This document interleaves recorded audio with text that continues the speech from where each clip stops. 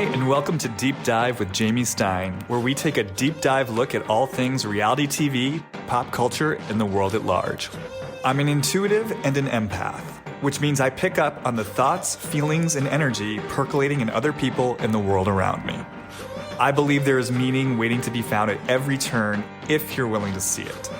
So join me as we dismantle everything from trash TV to high spiritual concepts and learn more about ourselves, each other, and how we're all connected.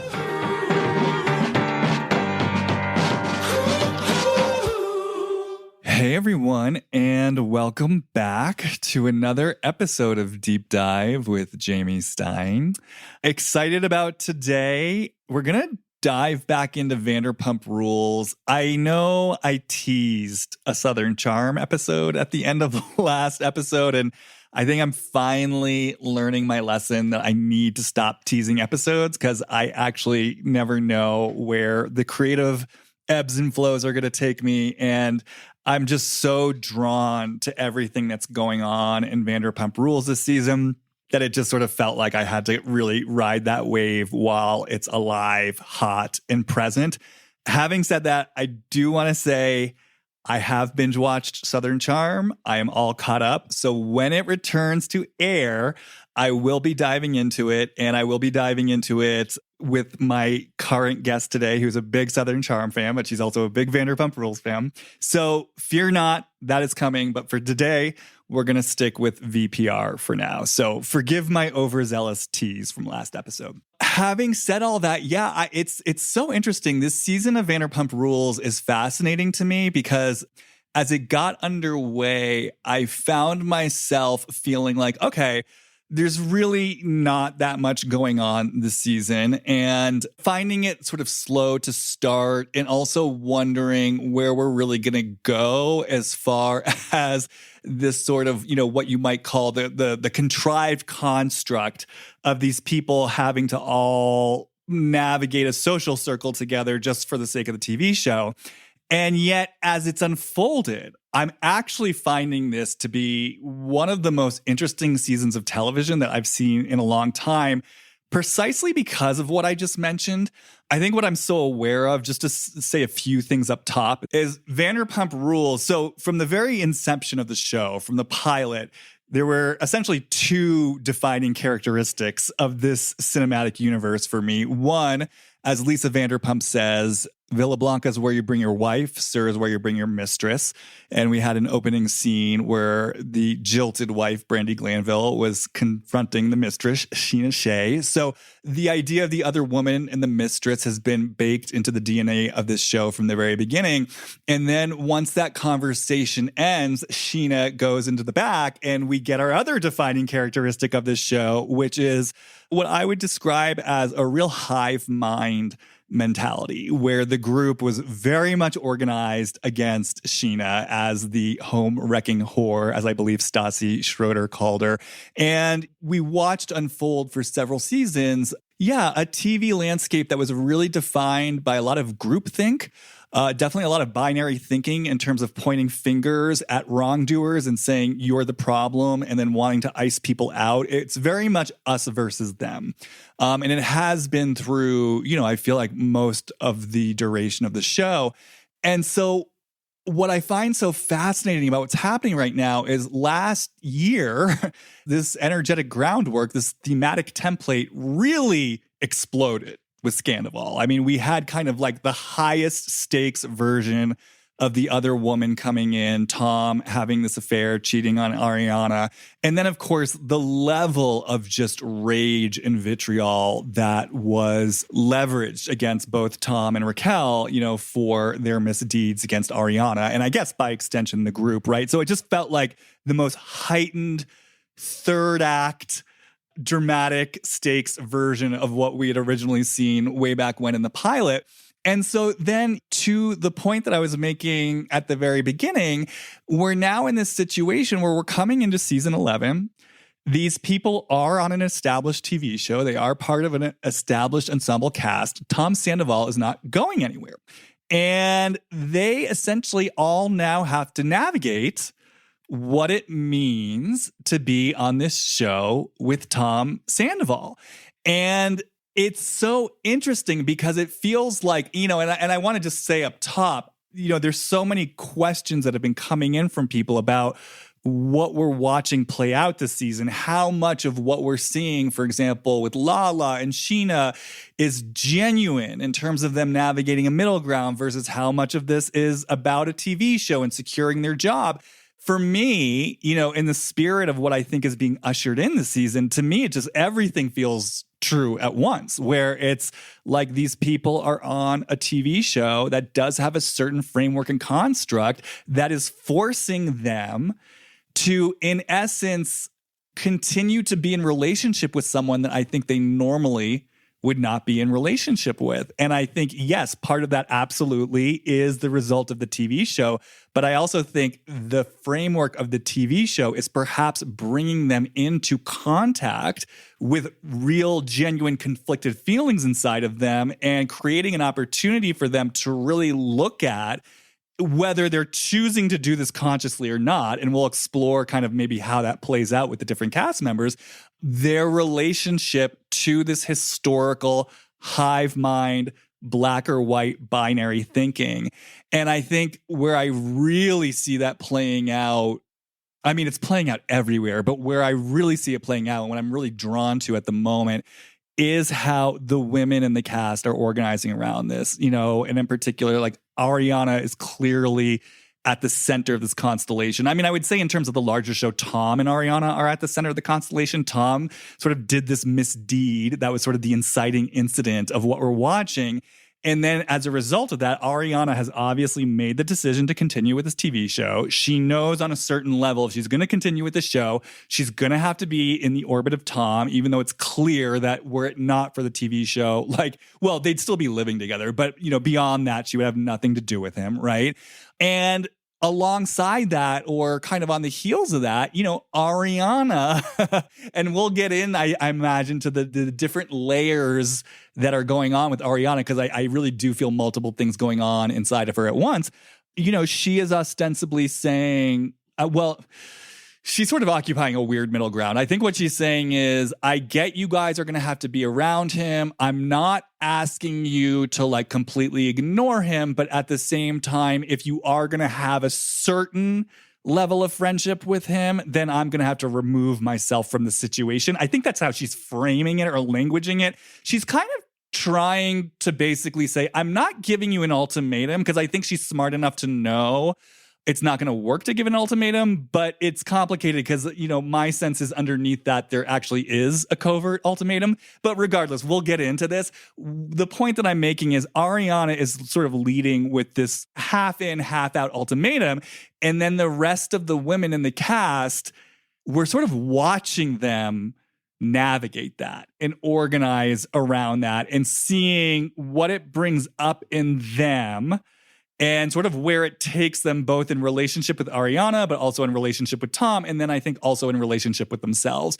And like I said, there's just a lot of middle ground here. And so I think there's a lot of nuance to explore, and I'm really excited to explore it. And I think kind of the last thing I'll say up top, just before I bring out my guest and we really get into all of this, like I said, I kind of feel a larger theme here of the invitation to move from the binary, from black and white thinking, from ultimatum type energy into a more nuanced, subtle middle ground. And on that note, I just think it's fascinating and so interesting because I actually, I like to post what I'm about to record in my Instagram stories and for people just to give me their thoughts and questions, because I love to feel kind of like it's just my way of sort of getting my finger on the pulse of what's out there. And what was shocking to me when I really posed this question of kind of where are people at with the women of Vanderpump Rules and how they're navigating the situation with Ariana and Sandoval. I mean, first of all, I got so much response. I mean, people were very passionate about this topic, but what was so striking to me was the responses were all over the place. I mean, I cannot express to you how vastly on the opposite ends of the spectrum different people's interpretations and takes and perspectives were.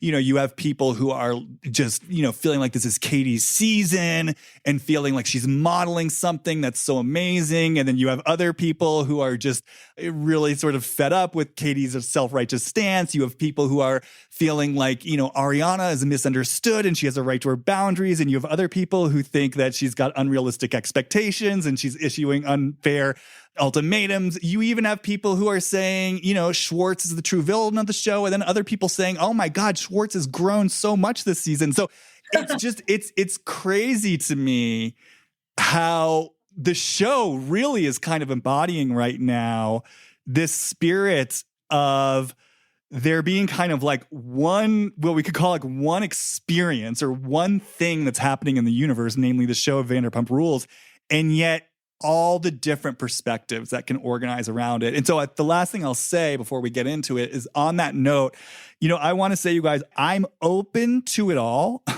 And I want to say there is not going to be any way that we're going to be able to really represent all the different points of view and all the different perspectives here. So just know, and actually this is true for me on this podcast in general, and I don't know that I've ever said this, just because I'm articulating my perspective or the threads that I'm aware of or the threads that come through me, it doesn't ever mean that I'm saying I'm definitively quote unquote right about this. And it doesn't mean there aren't other threads, and it doesn't mean there aren't other perspectives. And that's why I love having guests on. That's why I love hearing from my listeners, because I really do come from the perspective that multiple things are true at once. And I learn from other people and I learn from you guys. And I don't think anything is ever just one thing, ever just one thing. So these are the threads that happen to come through me in this particular space. And it doesn't mean that other threads don't exist. And if I'm not speaking to your point of view, it doesn't mean that I'm closed off to that point of view. It just means it's not the point of view that's coming through me at this time. But I'm always curious about other points of view, and I'm always open to other points of view. And I think that's kind of like the richness of something like the pop culture landscape, as we really sort of get a glimpse into just how many different ways there are to look at one thing, depending on the person's life experience perspective, or just what they happen to be particularly sensitive to in their kind of like intuitive navigation system. So having said all that, that's my little disclaimer at the top of this. Just know to get into all of this would require probably like a 12-hour conversation, which we don't have time for. So we're going to dig out our little corner of the conversation and sort of see where it leads us today. And hopefully it's going to be provocative for you. And who better to help me do that than returning guest, Molly Durand. She was with us last year, helping to break down the reunion. Just to remind you, she had not watched a single episode of Vanderpump Rules before Scandival, then boned up for the purpose of this podcast, barreled through all 10 seasons. All 10 seasons, helped give us a great episode with some really interesting insight, and got so much great feedback from her episode. So I thought it would be awesome to sort of bring her back today and help me navigate this conversation of, what's going on with the VPR female friend group in relationship to Tom and Ariana. Please welcome back to the Deep Dive, Molly Durand. Hi, Molly. Yes, I love being here. And what you just said to me, it's that black and white thinking is such a mirror. And this is why you do this show. It's such a mirror of the whole world right now. Like on the internet, every single person wants to vocalize their idea. And then you'll find in the comment section, like opposing, one after the other. And so, we're all having a different experience, and it's usually based off of whatever aperture we're looking at it from. So I agree with you. Like, I actually love every single one of these women in my own way. And I've noticed that they shift just as I do from scene to scene and season to season. So it is kind of fascinating to see them specifically in that horoscope night and that lunch, that last, all their dynamics together. And I look at them the same way, like, I work with the tarot, which is basically like mythology. Like all of the cards represent aspects of ourselves. So like every character in this female friend group is as important as the other for all of for this dynamic to occur. And I think that the dynamic that's occurring with This friend group is very common in a lot of friend groups. And a lot of times when people divorce or separate from a friend group, there becomes this team. You're going to have to choose between one or the other, which to me, I've never done that when I've broken up with somebody. I've never expected, like it's not in me to expect others to suddenly disengage because I've been hurt. That's a really interesting idea that and I come from a family that it's the ride or die idea. And you also brought up, the hive mind. There's like many scenes of Ariana in particular talking about, I will not, in previous seasons, like, this is the hive mind. She says those words and she says, I will not basically conform to what everybody else is saying. Mm-hmm. And her and Tom often were rooting for the underdog. Mm-hmm. So, we all have these moments in our karmic lives where we represent the exact thing that we once condemned.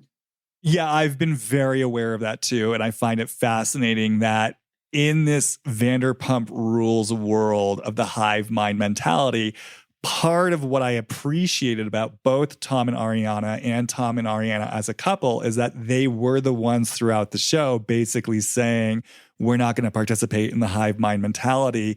And every time there was an underdog who was sort of being scapegoated for all the group's problems and a collective finger was being pointed at them and the group wanted to kind of ice them out, it was always Tom and Ariana who gave them a safe haven to like be protected from that.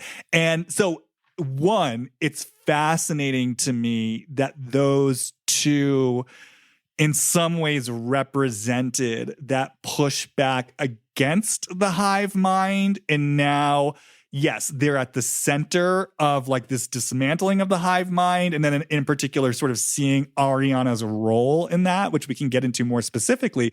But even before we kind of break that down, what's also interesting to me about the past in terms of Tom and Ariana as a couple is even when we talk about how they would take in and protect the underdog, and other people in the cast would speak to this, and I always kind of felt the truth of it, even that protective stance that they took, there was kind of a duality to it where on the one hand, part of me loved it and was like, oh, look, this is basic human decency and I love what they're standing for.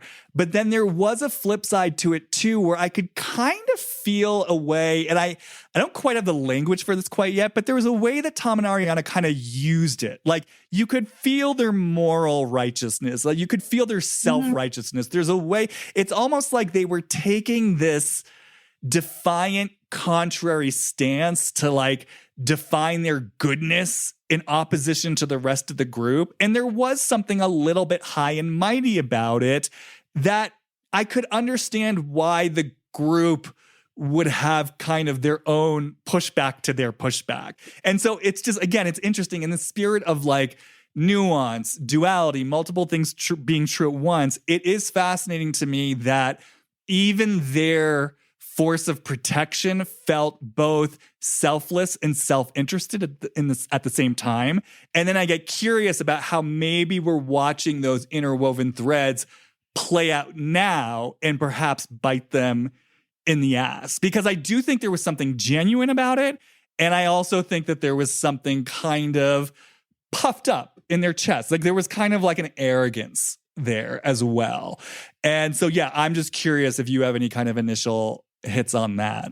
So I'd love to talk about, in regards to that, ride or die mentality and how I find ride or die mentality a lot of times in the sense like, are you ride or die for Ariana? And if you are, that will make you more worthy and loyal. And if you aren't, that will make you a two-faced, riding the fence character, this, that, and the other. And then you think about like, what is ride or die mentality in the first place? And is it something that is toxic or is it something that is healthy? Is it saying that I have to forgo my own point of view to stay loyal and show my loyalty to people that I'm not even necessarily, like, let's be honest, that close with? So like when you said at the top, you were talking about, this is a world of people that are kind of stuck together for the purposes of they all have to be on a show. And we're seeing now the repercussions of, you still got to do a show with your ex and how that affects you. But like, I felt like Ariana was stuck on this show for years. I always got that sense. I sort of felt like I did pull cards for her, and she came out as the high priestess with the 3 of cups. And I definitely see her this way, as she has an enormous amount of intuition, and she is tapped in. When you look at even like her ability to write words in that final episode from last season, when she was in her power and talking to Tom, some of the ways in which she crafted her words towards him were, I thought, pretty profound and powerful. And she does have this sort of intuitive nature. And with the 3 of cups, it's like right now she's in a celebratory time of being able to step into her power and be the leader and the queen bee of the hive mind, which is a contradiction to what she said prior. That's because the environment shifted, the roles were reversed, things changed. And now everybody's afraid if they're going to be perceived as ride or die or not. My question is always like, is ride or die even a good thing? Is that something that we should expect from one another? It's, again, this black and white thinking. And, when I was also, just for the group of women as a whole, like Katie is also, now she has coupled with Ariana. And I actually found the scene with her when they were at lunch with Scheana and Lala, and she showed some emotion and almost had some tears when she talked about how much harm Sandoval had done to her and Tom's relationship.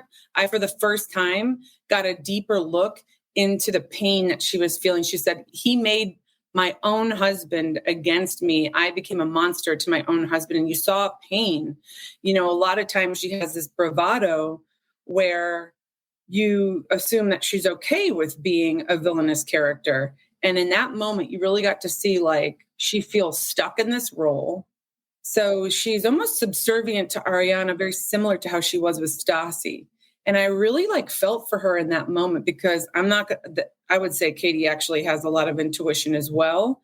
Her communication style is not necessarily one that would allow people to be endeared to her, because it's not connected to her heart, because she feels that she hasn't gotten what she's wanted. Yeah, there's so much you're saying that's hitting on things that have come up in me. So I'm just going to kind of really let myself slow this down. I think this is sort of what I'm so drawn to this season, big picture. And then I'm going to bring this back to Katie and specifically that moment you were talking about where she was, in my mind, blaming Sandoval for the demise of her marriage. So again, in this spirit of multiple things being true at once, like what I kind of keep sort of seeing and feeling, it's like, especially so if we have, because I feel like Katie and Ariana are in one camp. I guess let me just sort of say this up top. What I find so fascinating about this constellation too is the way all the women around Ariana are kind of unwittingly using her. Like they all have their different demands on her. So like I feel like Lala has a demand of you've got to walk a middle ground and kind of relax your stance on things. And I feel like on the other side, you've got Katie saying, no, you've got to dig your feet firmer into the ground and have stronger boundaries and push Sandoval out of the photograph. And it's so interesting to me, and maybe we'll sort of get into this a little later, just, how Ariana is becoming this focal point for everyone. And they've all got their different little agendas. I think that fits in with their own personal journeys, that they want her in the midst of this scandal to somehow like confirm or reflect or like validate for them. But having said that, yes, I feel like Ariana and Katie are very much in kind of a similar energetic corner.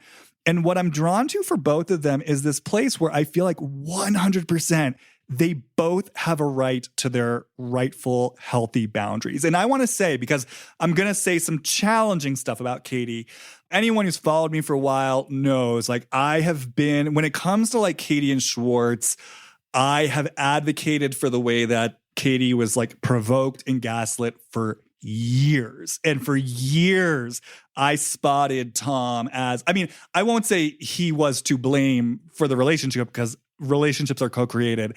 And Katie, she allowed certain behavior to continue and she stayed in the relationship, and perhaps we'll get into all this. But I want to say, like, I was not someone who vilified Katie this whole time. I did not look at that relationship and say, oh, Katie's the problem. In point of fact, I was like, Katie, what are you doing? Like, stand up to this guy. Like, can't you see what he's doing?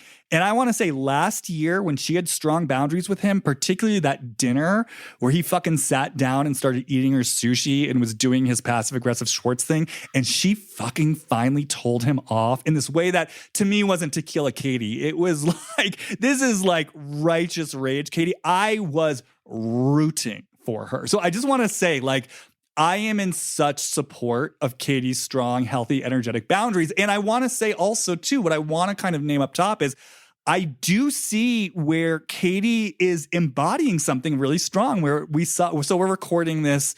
Today's the 21st. So this past week was the episode where Tom had the like sexy singles pool party. You know, and I want to say like that scene where he was trying to like grease the wheels and kiss her ass and give a disingenuous apology. And, you know, he's like, give me some grace. And Katie says, no, I get it. I'm like, it's powerful. Katie has a strong point of view. She sees in a way Tom for who he is or how she experiences him. She's not blowing smoke up his ass. And there's something in her that's like, I just have strong boundaries and I'm not going to bullshit with you. And I think there is something really strong with that. There's almost kind of a point of connection there between her and Lala, because I kind of hear Lala saying something similar in her own way, but different in terms of we're all adults. I get to be friends with whoever I want. Scheana gets to be friends with whoever I want. We just need to make the choices that are right for us. And within that, I think Katie is making the choice that's right for her. So I want to say there's that kind of side of it where I feel like these strong, healthy, energetic boundaries. And I want to say Ariana, of course, has the right to that too, because she's the jilted party in this, right? So of course, she has every right to take care of herself and to navigate this in a way where, you know, she doesn't feel like Tom's sort of getting away with something slippery that doesn't feel good to her or compromises her sense of like, again, how to take care of herself or right from wrong, right? So I'm so drawn to the line between what I experience as like strong, rightful, energetic boundaries and self-care, emotional congruency and honesty, and then where that line starts to blur into what I feel and experience as like a defensive, like, again, it's the binary thinking. It's like, you can't see me at home, but I'm banging my fist into my hand. There's something that comes in, I think, with both Katie and Ariana. With Ariana, I think it's unspoken, quiet, and underground, and we can get into this. With Katie, it's very much spoken, and I think that's kind of how they're the yin and the yang to each other right now. Like, Katie's kind of externalizing something that I think Ariana is keeping quiet, but I think Katie, there's a place where she starts to, like I said, it shifts into something that to me feels reactive, defensive, and blaming. And to me, it's like, was this on the show? I think it was on the app. So I watched the after show in preparation for this. And so they were discussing the whole Scheana being in the photograph with Tom and the backlash she got from it. And the fact that Lala felt that Ariana should, you know, like basically stick up for Scheana, right? And in the after show, Katie was literally sitting there being like, no, you shouldn't have stuck up for Scheana. Basically, Scheana did do something wrong. I don't care if a fan asks to take a picture. If you need to, you push Tom away. You give him the cold shoulder. You grimace. And then she said, I had to take a picture with Tom and I kind of felt him getting close and I pulled away. And it's like this energy in Katie. And again, I want to say where she is on a TV show with this guy. They are in an ensemble. They are essentially coworkers. Yes, I know it's a friend group, but they're also coworkers. And kind of what I see in Katie is like icing you out. And it's a hard line. And I think part of what I'm languaging as like the defensive, sort of reactive, binary crushing force is the demand she has on other people. You've got to do it the same way as me. And what I found so fascinating about that lunch, what really set her off, and we saw how triggered she got because she kept coming back to it even after the conversation moved on, was when Scheana was basically saying, I miss the guy I used to be friends with.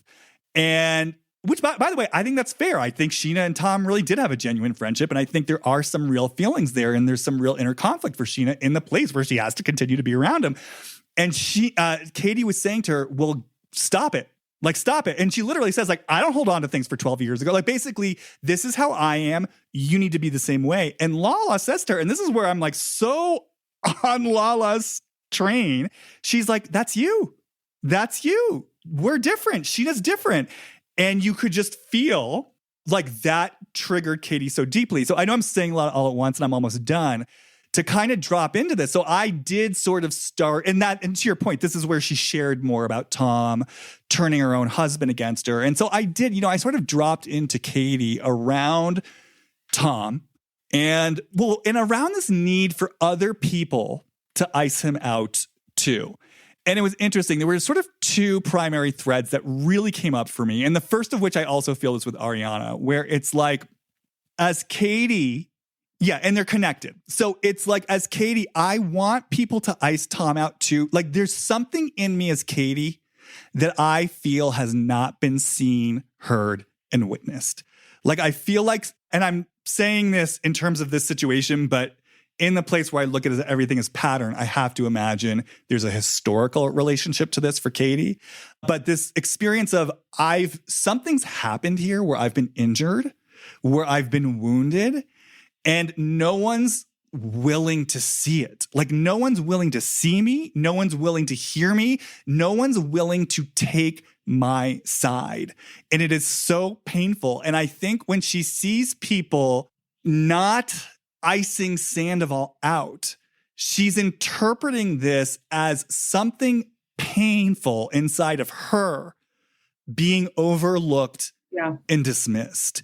And she wants so desperately for that pain to be valid. Again, I'm just hearing the voice, like, she wants so desperately for that pain to be validated. And I'm just hearing this voice in her, like, someone take my side. And I think there's such like a vulnerability and a powerlessness there of like, I'm not worthy of anyone seeing, hearing, or feeling my pain. So to bring this back specifically to the Sandoval situation, because when she said that, when she was like, he made the world think I was a monster.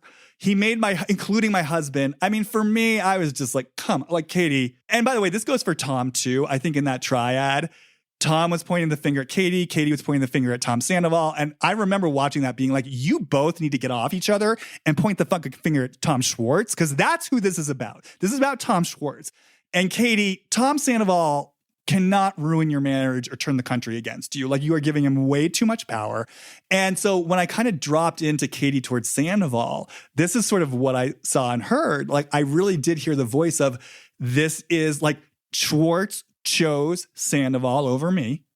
Like, really feeling that, like, that he chose Sandoval over me, like that there was a choice for Schwartz. Mm-hmm. And I wanted him to choose me so badly, and he didn't. And I feel the pain of that as Katie. But what's interesting for me is Jamie, my sense, my hunch is why she then goes to point the finger at Sandoval. It's like, oh, Sandoval turned him against me, and that's why he chose Sandoval over me. It's like, if she points the finger at Sandoval, I feel like it buffers that heartbreak and that pain, because if she takes that sight off Sandoval and points it towards Schwartz, it then becomes, no, actually, this wasn't about Sandoval being manipulative. It's just that Schwartz chose someone else over me. And I think that is so painful for her. I think it is so heartbreaking for her. I think, like I said, I think fundamentally Katie is someone who wants people to take her side. And so for her own husband to have chosen someone else over her, I have to imagine she, on a certain level, feels it as a reflection of her worthiness of love or lack of worthiness of love. Like, it just takes her to that core place inside that wanted someone to see her pain, validate her pain, and to be worthy of that. So I'm going to wrap up right now. It's like, I just kind of feel like, Katie would internalize Schwartz's decision to choose someone else over her as a reflection of her worthiness of love, when in reality it has nothing to do with her. It's about Schwartz being, Schwartz, and not sort of being good partner who, Schwartz has got his own stuff to deal with. And like I said, I think for her, it's so much easier to defer the blame onto Sandoval than to feel the crushing heartbreak of the fact that her husband chose someone over her. And so where that leads me to is, I think that pain is so deep for her, that's where she wants to blame Sandoval so she can stay out of that deeper heartbreak. And then she wants other people to blame Sandoval so that the part of her heartbreak that she is willing to feel gets validated, gets seen, gets heard. And I think when she sees people not icing Sandoval out, on some unconscious level, she's taking it personally that they're not seeing what he, quote unquote, did to her, even though I don't think he really did it to her. And she's avoiding the true depth of the heartbreak that Schwartz did something to her that I think would take her somewhere so deep inside of herself that she's been bracing against for years. So I know that was a lot. Like when you were talking about Katie and Ariana having set these boundaries, which is now the new dynamic for the female friend group, it made me think about the fact that they finally broke free of this relationship with the Toms where they did not basically have their needs met or their boundaries respected. And so now, even though both of the women are elevating to their more authentic selves being out of these relationships, I think they're angry with themselves for the amount of time that they denied themselves their boundaries and their needs. Like 10-year, 12-year current of rage that has not been properly expressed. And now they're both standing in their power. You know, for Katie, I really see it as like she wanted to build a home and she wanted to build a family. And she was unvictorious in being able to have that. And so now I feel like she's denying herself an emotional offering to really feel, to your point about putting the blame on Sandoval, for her is like a scapegoat so that she doesn't have to feel her own emotional world, because it's so, when it goes untouched for so long, and then you feel like you put in 12 years of your life and didn't get the home, you know, they had to sell their home. And now the person that, like, he did choose Tom over her, essentially, in some regards, in some ways, you could absolutely make that point. But Katie, if she was more honest with herself, and Ariana too, like if they were more honest, which is not an easy thing to do when you're in a group and you're benefiting from a relationship. It's very difficult for people to be honest with themselves. Like, is this the right match for me? Because there's love there. When there's love, it's really hard to see. But like, it was obvious for most watchers to see that, like, you know, they had no business being together. So now they're liberated from the relationship that was keeping them in shackles and keeping them angry and in this stance. And it's almost like, what's their identity? Because they were both, Ariana and Katie, in my view, while they were in these relationships, they felt like they were both oppressed and repressed emotionally, and not really free. They didn't feel free to me. And now they're liberated on some level. But what's their identity when anger isn't, or righteousness isn't a part of it? It's almost like they're stepping into this new power. And of course, this is only 3 months after the event. So they're very much still in the process of stepping into this new independent power, but not really knowing how to still be feminine and trust that their needs will be met and be able to trust in the universe that way, because they've both just been betrayed and hurt by the person that they put so much into. And now they're shifting and putting that much energy into themselves. But at the same time, 3 months out, they're very much hurt. And they want, at least, like you said it so perfectly, like both of them, like, you have to see it from my side. You have to see I was swindled. You have to see it this way because this is the truth. And listen, when you're out of a breakup at 3 months after, that is very much how you are. You are like, I feel gaslit by these people for 10 to 12 years. I mean, both of them were gaslit, right? So they're like, you feel crazy when you're in these situations where everything that you need and want is not being even recognized. Like you said, it's not being seen. They're not being heard, neither one of them. And they stayed. So they got to be mad at themselves for staying. And now they're mad at the fact that it came out. I see them very much similar in this way. Mm-hmm. And I just want to talk a little bit about like Lala and Katie's relationship. I actually was really pleasantly surprised by their amends. And I think with Lala, who's actually like doing a lot of Scheana's dirty work at that astrology party, like Scheana's just sitting there and Lala's sort of helping guide a lot of what Lala's aperture, the way that she's viewing things. And she is growing, you know, she's on her journey. She is growing, but right now she's learning in her sober journey how to be accountable, how to do, like, let's say, a fourth step and take a look at her part. And she's expecting everybody else to be doing the same type of work because she's doing it, which is pretty common in that early stage. But I just want to say, like, her relationship to Ariana and Katie right now is always going to be through how she behaved and what happened in her circumstance. So Lala is growing, but she's looking at everybody else's scenario through what happened to her, which is common. But I think Katie's been right a couple times to put up the boundary to be like, I hear you. Maybe this is different than your story. And she's had to do that a couple times.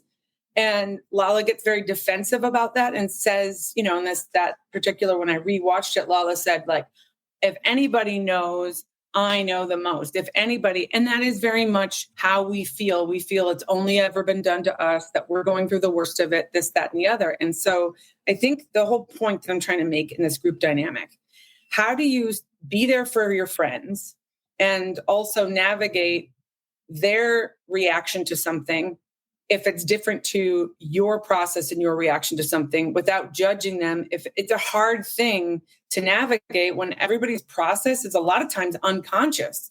I actually think all of them are being more embodied into who they really truly are. And they might be discovering in real time that they have different worldviews. Yeah, I mean, there's so much here, and we'll get into Lala for sure. I want to try to take this one step at a time as much as we can. The one thing I'll just say about Lala, since you brought her in, and I don't want to forget it, I will say I am in such a deepening relationship with Lala, and I'm a sucker for the middle ground. I'm a sucker for someone who's willing to kind of see all sides of things. So, you know, and maybe we'll explore again to what degree is part of this about the show, to what degree is part of this like sort of disowned competition with Ariana. Again, I think there are multiple things here, and I agree with you. I 100% feel, see, and perceive Lala working through something in herself.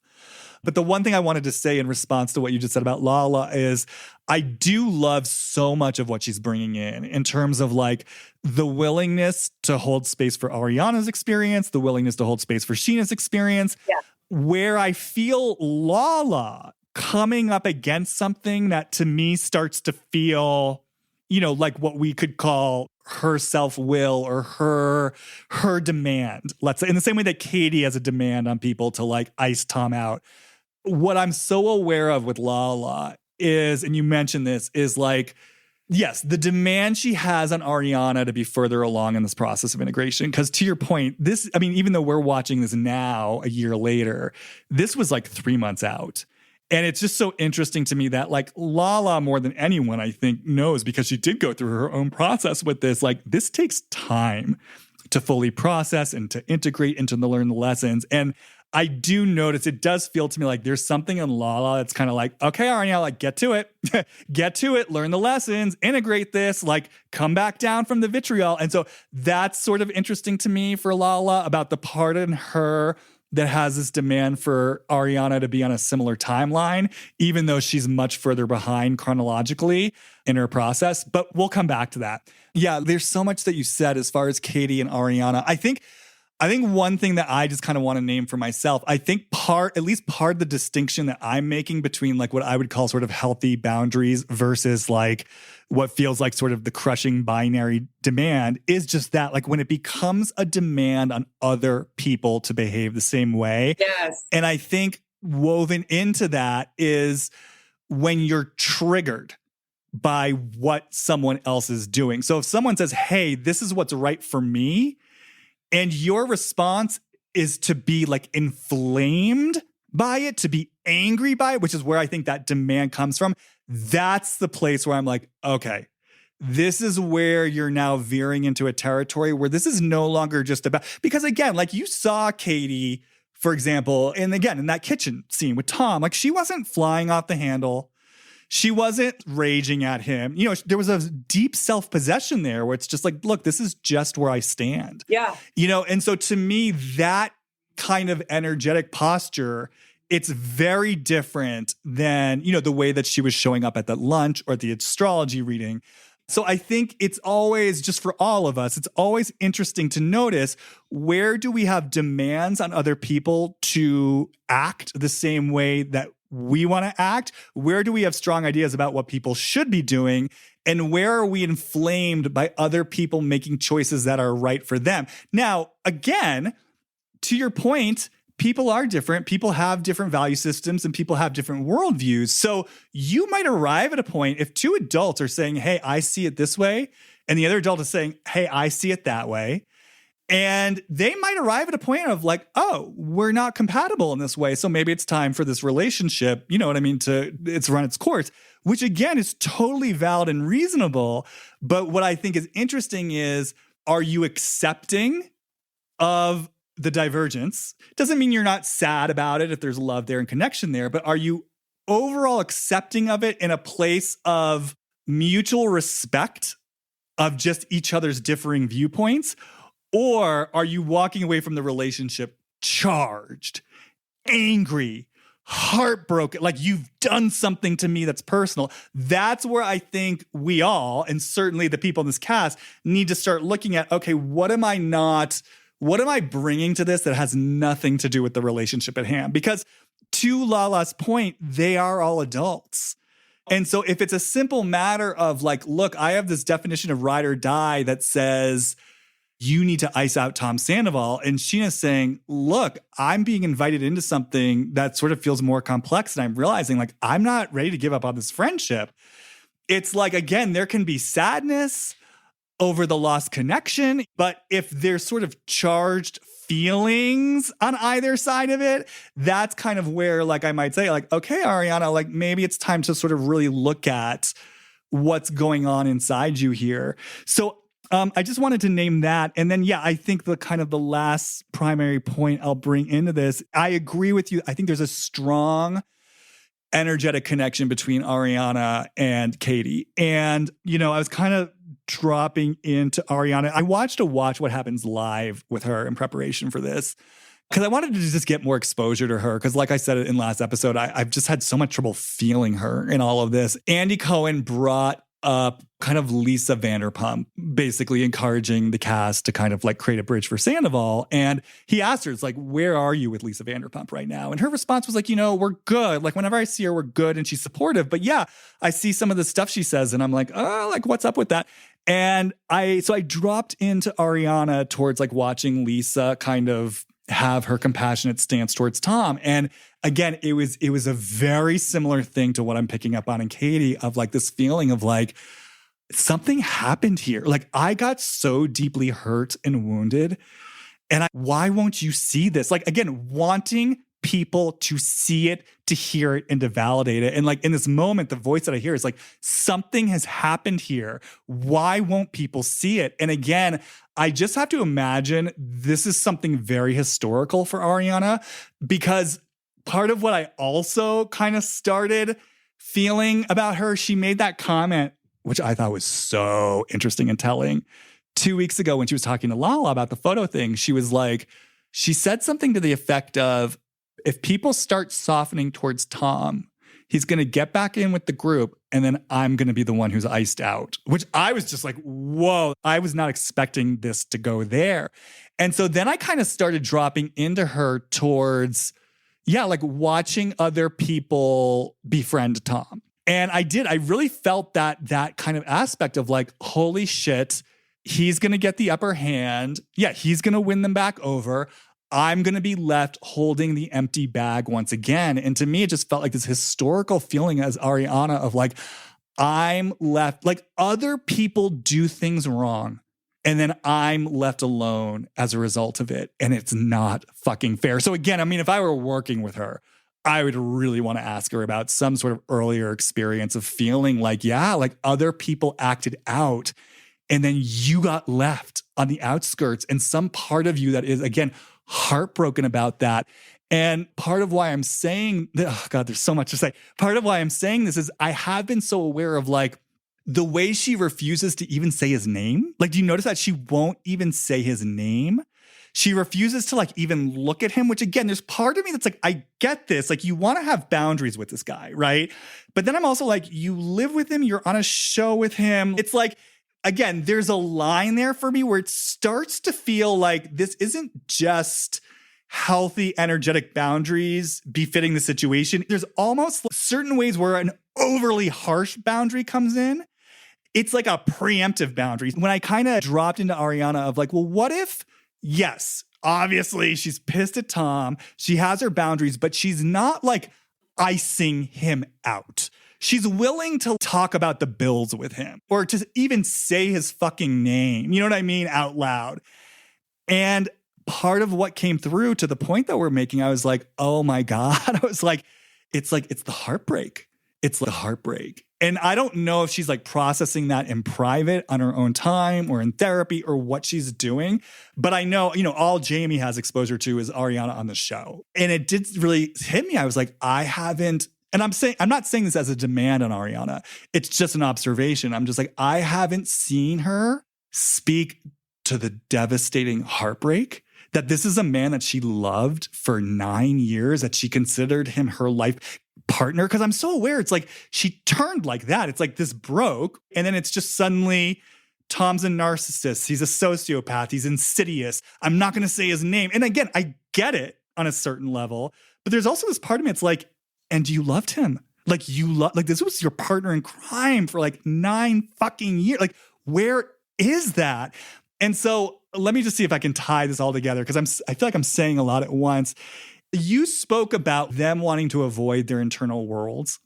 And I feel like for both of them, there's such a deep level of heartbreak over, I think in Katie's corner, not being chosen. Like that feels like the particular flavor of it. Like, you didn't choose me. You didn't take my side.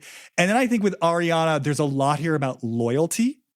And I think it's interesting because this is all about ride or die. And so it's like with Ariana, this is the last thing I'll say. I was so struck by like this notion of, you talked about how she betrayed her boundaries, right? And we've explored this before. And I feel like she betrayed her boundaries so much with Tom because she was looking for that sense of like ride or die loyalty with someone.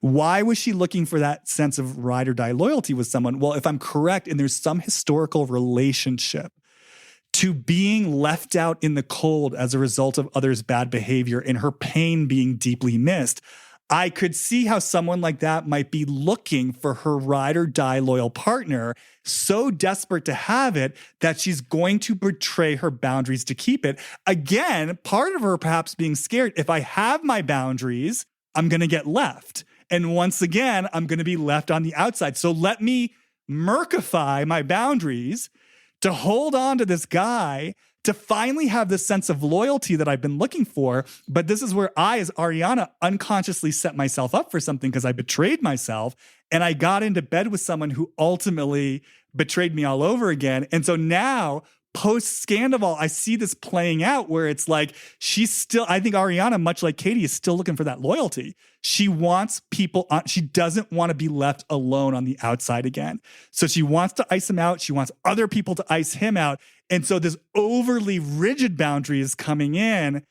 And the last thing I'll say, and I hope I'm making this clear, like the reason I'm speaking to this, it's like, I think it's the place where they avoid what you said, like the painful inner life, the deep heartbreak, the voice in them that's like, oh my God, this is devastating. This hurts so much. Where they avoid that, it's like they're trying to manage and control their lives to get the loyalty they're looking for. That's the place where they both betray their boundaries in relationship. And then on the other side of that imploding, demand loyalty from their friends to see, hear, and validate this pain that's getting recreated all over again. But if they were willing to walk a middle ground all along, where they never betrayed their boundaries in the first place, let people go who aren't a right fit for them, and to let people kind of choose their own path so that they can then finally draw in real relationship where the loyalty that shows up is elective, it's chosen, it's unconditional. It's I'm here with you because you give me freedom and agency to be who I am. And there's sort of not a demand on me to show up in a certain way. Yeah, I love what you just said. Okay, so what brought up in me as you were speaking to that, I actually agree with all of it. But what came up for me is reminding myself, oh yeah, these are people who all met when they were young, aspiring actors. So the theme of recognition is really important. I've always viewed Ariana as an actress, possibly writer.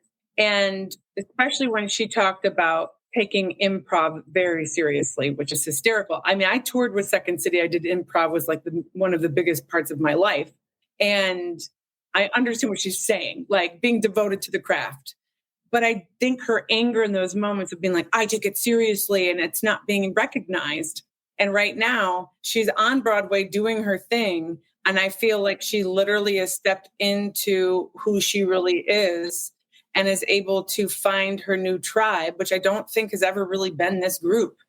And in finding that tribe and in finding herself, we're going to see a completely different Ariana if she even comes back for next season. And with Katie, I think the element of who Katie really is actually somebody who would run a company and who would run a home and have a partner that would be in step with the way that she lives her life. To Katie, the most important thing is action, showing up through actions, not words.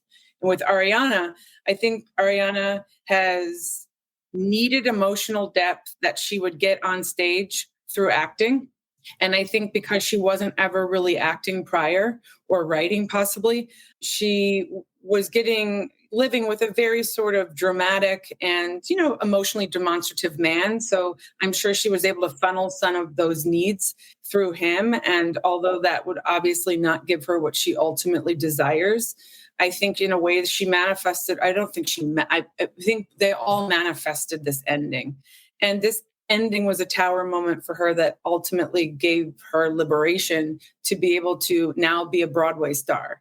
That is how life works. Like when we are not able to take ourselves out of something that's not working because we're afraid, the universe will give us that tower, as you spoke to the lightning bolt moment, and shake it up completely and force us into, if we're asking the universe for I want to be in alignment with my divine design, it will come. It will come in forms that we don't understand. And certainly to be filmed at times in my life where I felt like I lost everything I have to give all of them so much credit because I can't even imagine that level of vulnerability or exposure.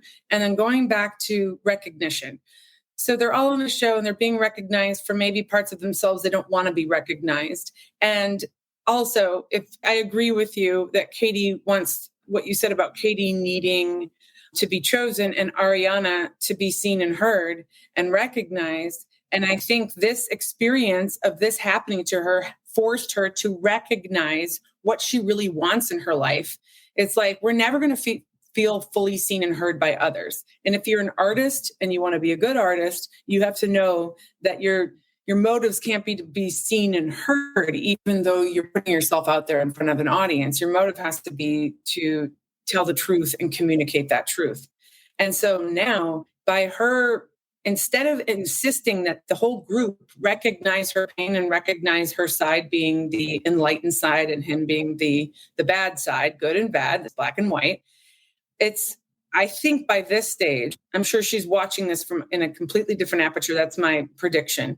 And I think that she has finally recognized herself and will no longer need that from others. But isn't that something that we all go through? Can't you empathize with that? Like when I was so hurt by somebody and I just, when I was in it, I wanted everybody to see my side and I wanted everybody to just know how much pain I was in because it didn't feel recognized because I had trouble recognizing it because I had self-doubt in myself. If it was just true for me that I was in this pain and that I felt like this was, if it was just true for me, I wouldn't need that from others. But I think it's a normal stage of grieving and it's a normal stage that comes out of heartbreak. So, for example, going quickly, just very quickly, like with Lala, like she's had more time out of her situation. So I don't think she needs to rush Ariana along at this point. Not that she is. I'm with you on her. I'm liking seeing her growth. When she first came on the show, I absolutely loved her. And then I didn't love some of her hypocrisy. And then now I'm sort of like, oh, look at you go. Like she's evolving. And she has so many cool characteristics. They really all do.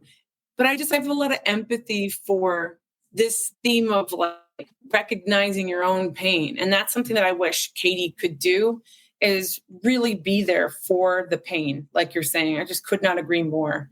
Really feel that for herself. Yeah, it's interesting. I love everything you're saying. And I'm also aware, I feel so clear. I think you're more optimistic about Ariana's current willingness to kind of really learn the lessons that she's being invited to here than I am.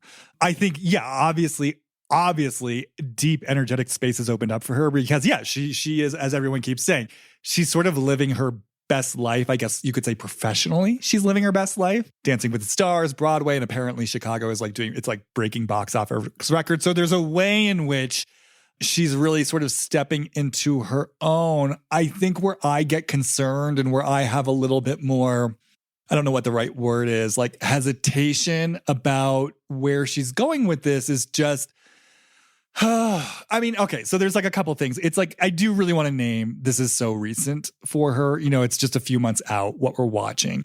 That does feel really important.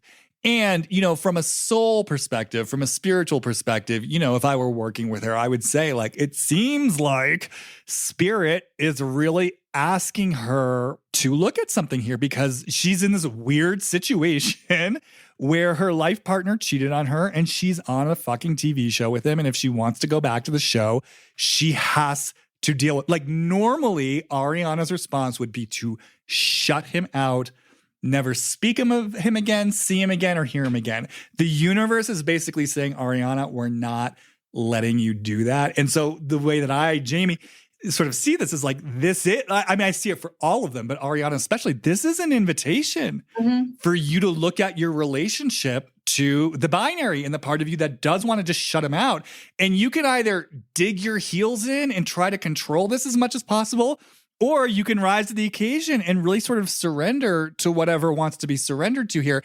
Now, the reason why I say this is because, you know, I think as we're both saying, this is what's so interesting about Ariana. This relationship to shutting things down existed before Scandival. And like, kind of like what we were saying earlier, in one way, Tom and Ariana would be kind of like this, you know, this placeholder for accepting people and like I said before, it's sort of being a safe haven and having a more softened stance. But then at the same time, there was both a righteousness to that, but then also there would be ways and places where Ariana, I remember she would shut shit down. I remember like there was a point where she was in conflict with Stassi and they were at like a painting party or something. And keep in mind, I'm not like a huge Stassi fan, but there was finally this moment where Stassi just said to her, like, you're hurting my feelings. And I remember being like, oh, like I was like, Stassi's actually being vulnerable. She's saying something that's really authentically true. That's just not being the typical bitchy Stassi. And Ariana just looked at her. I forget what she said, but basically like, I don't fucking care. And I was like, whoa. I mean, to me, I was like, that is fucking harsh. You know, like she's showing up vulnerably and you smacked her down. And then I remember another instance of this, which I get because it's her brother, but I remember there was some sort of misunderstanding between her brother and I think it was like Stassi and Kristen. And I get it. Like, you have to tread lightly here because they were basically saying Jeremy was making them uncomfortable at the wedding.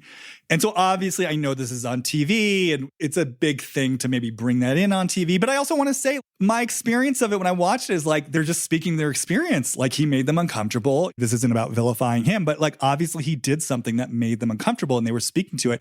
And I just remember again, the way that Ariana was just like, nope. Like, again, it is her brother, so I kind of get it. But it's also interesting to me that here you are really positioned as like, in a lot of ways, like a feminist and really sort of, I would say Ariana is sort of the most woke, we could say, of everyone. And here are two women on your cast saying something happened that made me uncomfortable.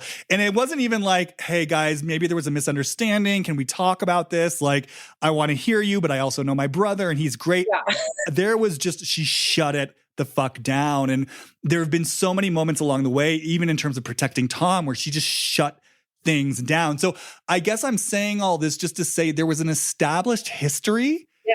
And I feel like that's what's still going on right now. I feel like for as long as we've known Ariana, it's almost like I see her in 3 layers. So right now what I'm seeing is, and I guess we're experiencing her differently in this way, which is interesting to me, but I hear her saying on the surface, hey guys, look, I'm not giving any ultimatums. I get it. You're going to be around him. It's fine. Kind of not do what you need to do. Again, I guess to you, it feels clear. To me, I'm unclear about the actual boundary. It's like something like, yeah, I'm not asking you to totally ignore him. I get you're going to see him, but if you are going to be friends with him, then I'm going to remove myself. There's a way that she's talking about it that to me feels like I'm aware I can't draw an ultimatum. So I'm going to kind of speak around the ultimatum to make it sort of look, sound flexible. Yeah. Then I think underneath that, there is actually an ultimatum. I think underneath that, there's a part of her that's saying, no, I don't want you fucking hanging around him, and you better fucking not. And if you do,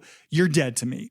Then I think underneath that is an actual true capacity to hold space for a more inclusive, like open-minded, nuanced worldview that I think a lot of us always feel she's capable of. And I'll speak for myself. That's why there are times and ways in which I'm drawn to her, because I do feel this emotional intelligence and I do feel this capacity to be like a fundamentally like what I would call decent human being who isn't so of the hive mind. But it's almost like that the part of her where that's authentic, where she'd actually have to surrender to the true spirit of that, I feel like she protects against that because it's like it's more connected to her heart.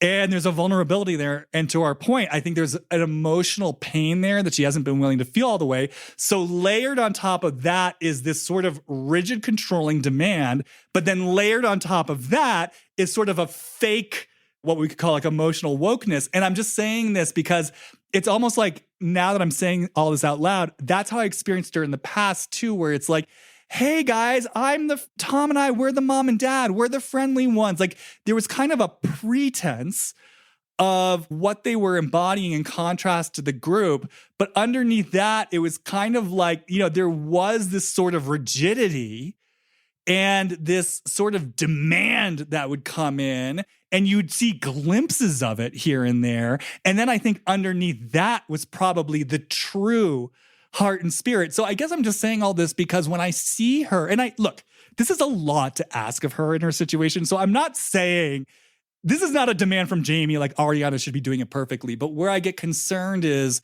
when I do see her kind of operating in the same way, and I see her refusing to say Tom's name, and I see her not maybe owning and embodying the deep level of heartbreak that must be there, And I see her, I mean, we haven't seen it yet, but possibly racing into another relationship right away. It's like, I'm just like, oh, Ariana, are you going to learn these lessons? Are you going to take this opportunity to soften? Like, are you just going to puff your chest, embrace your way through this and still have a relationship to control and managing things? Or are you going to let your heart fucking break? Which is what I feel like is being asked here of her. In this place where she's being asked to let go of the places where there is defensive rigidity and demand on others. Oh my God. Okay. I'm like jumping out of my seat because to be clear, she's at war. In everything that we are watching right now, she is 100% in battle. Like she's in battle mode. That's why I'm just like, I have this premonition that she is a completely different person, like as of today. But to your point, the way in which she's presenting the scenario and the demand that she's putting on people is being supported by the public. At this time, her vitriol is literally being applauded by the Roman stages. We're literally like, when she's saying these things and the vitriol, all of the people in the collective who never got to say those things to the people who harmed them are rising up and giving her this applause. So she is literally, you know, we have to think about like the reality is it's like they are in an inflated state right now. Normally the rest of us, you go through a horrible breakup, you still got to get up and go to work. This is like, and you have to go to the office and nobody cares, or you have to go to the grocery store and nobody knows you. It's like, this is an inflated situation. Everything's been inflated. Everything is now on the world stage in this grand opera that we're all watching. And she is in the Medea, very sort of strong, this high priestess, like ruler of the roast. Like she has become the queen bee of the hive that she said she didn't agree with once. Well, now the hive is in her favor and it's giving her the light and the spotlight and the recognition that she's never given herself. And that's why Lala is calling it out, because Lala is saying like, look, you're in pain. You're not acknowledging your pain. You're not acknowledging your part. You're just saying that this person's bad and we must all rally against him. And Lala says she doesn't want to be an old, bitter woman. And she's looking at does Katie look happy and free to the rest of us? No. And like, does Ariana seem like she's in a healed state where she's in any sort of connection to her heart? And these 3 months later, absolutely not. It's very hard to watch. I do think when you asked at the very end, like, does she want to access her heartbreak? I don't know. Like, some people in this whole lifetime may never actually take that leap and decide to feel what it is. For me, anytime that I've had major heartbreak, the representation of whomever I've had the heartbreak from was also a mirror of the childhood stuff that I didn't know how to access. And so all of us are always playing these roles in our lives where they're being introduced to us when we're ready to really process the stuff that's dormant within our subconscious. And I don't know that Ariana, like, you always have to look at things too, like, why would she right now? Why would she? Right? So like, we don't do anything that we don't get something out of. Like, she is benefiting from staying in this seat of power.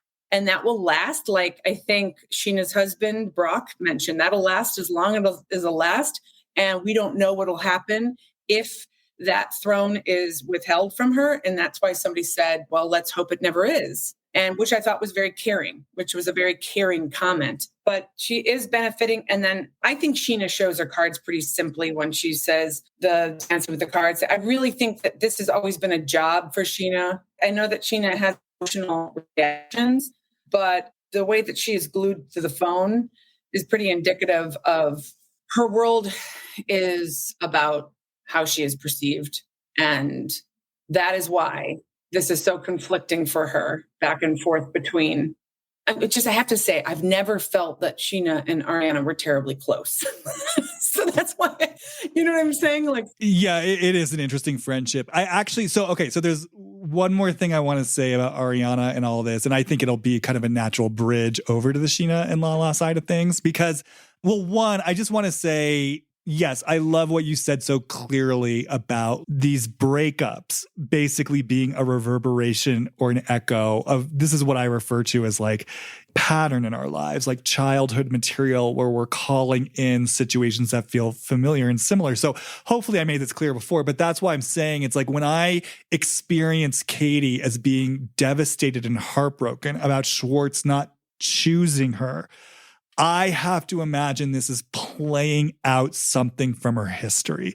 And same with Ariana. When I see and experience her bracing against being iced out and left alone as a result of someone else's bad behavior and no one being willing to to see it, to hear it, to validate it, I am sensing this carries energetic resonance for her, that it comes from somewhere in history. Because this is the premise of my work. As co-creators of our lives, we draw in these situations over and over. And I think we draw them in, hopefully, to learn how to work with them differently as adults. That's where we get to learn the lessons and step into our soul purpose in this lifetime. If you believe this, that we're here to learn lessons. Well, how do we learn lessons? We learn lessons through conflict. So we're sort of drawing in particular types of conflict for our souls to learn particular types of lessons, right? And I want to say, I think you brought up something really important, right? Which is like, kind of what's the payoff for you, for me, for like, what do we value in our lives? Because you're right. It's like, Ariana could look at everything that's happening right now and be like, well, this is working for me. So if I'm getting the professional goodies, why would I do anything different? And I think a lot of times that can really be the pitfall of success, particularly like, for actors, and people in the entertainment industry. I've talked about this before, like in terms of like someone like Lisa Rinna, for example. Like if your hustle works for you in a certain type of way and you're famous and you're rich and you have people around you telling you how great you are, well, the impetus to do a different type of work ain't really going to be there as much for someone who, like my life, I kept myself really small and I kept myself in a state of deprivation. So if I wanted to fulfill professional dreams, I had no choice but to do my inner work. And in a way, it was a blessing because it forced me to do it. If your particular flavor of pattern catapults you to a certain type of success, well, then there really is a choice to make there. And so then it really is up to us. It's like, not everyone believes in the spiritual journey, right? Like, we're here because we're spiritual people. So you and I are two people who put currency and value on learning the lessons we're meant to learn in this lifetime. That's not going to be true for everyone. You know what I mean? So maybe Ariana doesn't give a shit about learning the lessons that's being presented. Yeah, it's like we have freedom of choice, but this is how I view the world. I think a lot of people listening to this podcast probably resonate with it, or else why else would they be listening to this? Anyway, so I just kind of wanted to say all that. But what I'm so aware of is you spoke about how the public is like supporting Ariana's the sort of vitriolic side. And it brings me back again to this notion, and I'm so curious about this, of like Ariana being used. Like I spoke before, how I could kind of feel Katie using her, Lala using her. And then it's true, there's a way the public used her. It's like the second Tom cheated, much in the same way that Ariana kind of like flipped a switch on Sandoval. It was like Ariana immediately got elevated on this pedestal. She became just kind of like this stand-in for the wronged woman. And there was a way in which she was being used by the public for all this projection. And what's so interesting to me as I talk about this is I spoke last time and I mentioned it today, like I don't feel Ariana so much this season. Like I can't feel her. And then she said on Watch What Happens Live, I forget the exact words, but they were talking about sort of Tom. I don't know. She basically was saying something to the effect of, when Tom talks about his remorse, he never talks about me. He never mentions me. And I mentioned last episode how in listening to Rachel's podcast, I was so aware. I was like, when she talks about her remorse and what she did wrong, I don't hear her talking about Ariana so much. And I think Ariana said on Watch What Happens Live, she's like, it's like I'm a non-entity.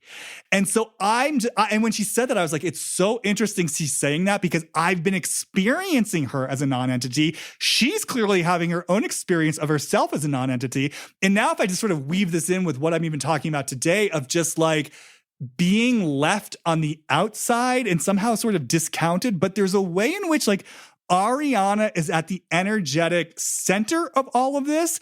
And I feel like there's a way that she makes herself some sort of like empty vessel, but then she becomes used by others. I feel like this is sort of where Scheana and Lala come in, because I do feel like they used her last year. And that's part of what's now playing out now. And I've got stuff to say about that. But I almost feel like I want to take one thing at a time and I just want to know if you have anything to say specifically to what I just said before we bridge it to Scheana and Lala. What you just said is so deep when you're talking about Ariana being an empty vessel. And like when you think about also like ingenue actresses, oftentimes, like if that's who she really is, which I believe she wants to be, they can be shapeshifters. And like I said before, she's been with Tom for 9-10 years, who is this demonstrative vessel that she can filter through and process her own unvoiced emotion through him. But before I go on to that, I want to speak also to what you said prior to where she knows how to shut things down. She did that with Tom too. She'd be like, no, Tom. When it was a no, it was a no. And she was really firm with that. So she did have strong boundaries actually.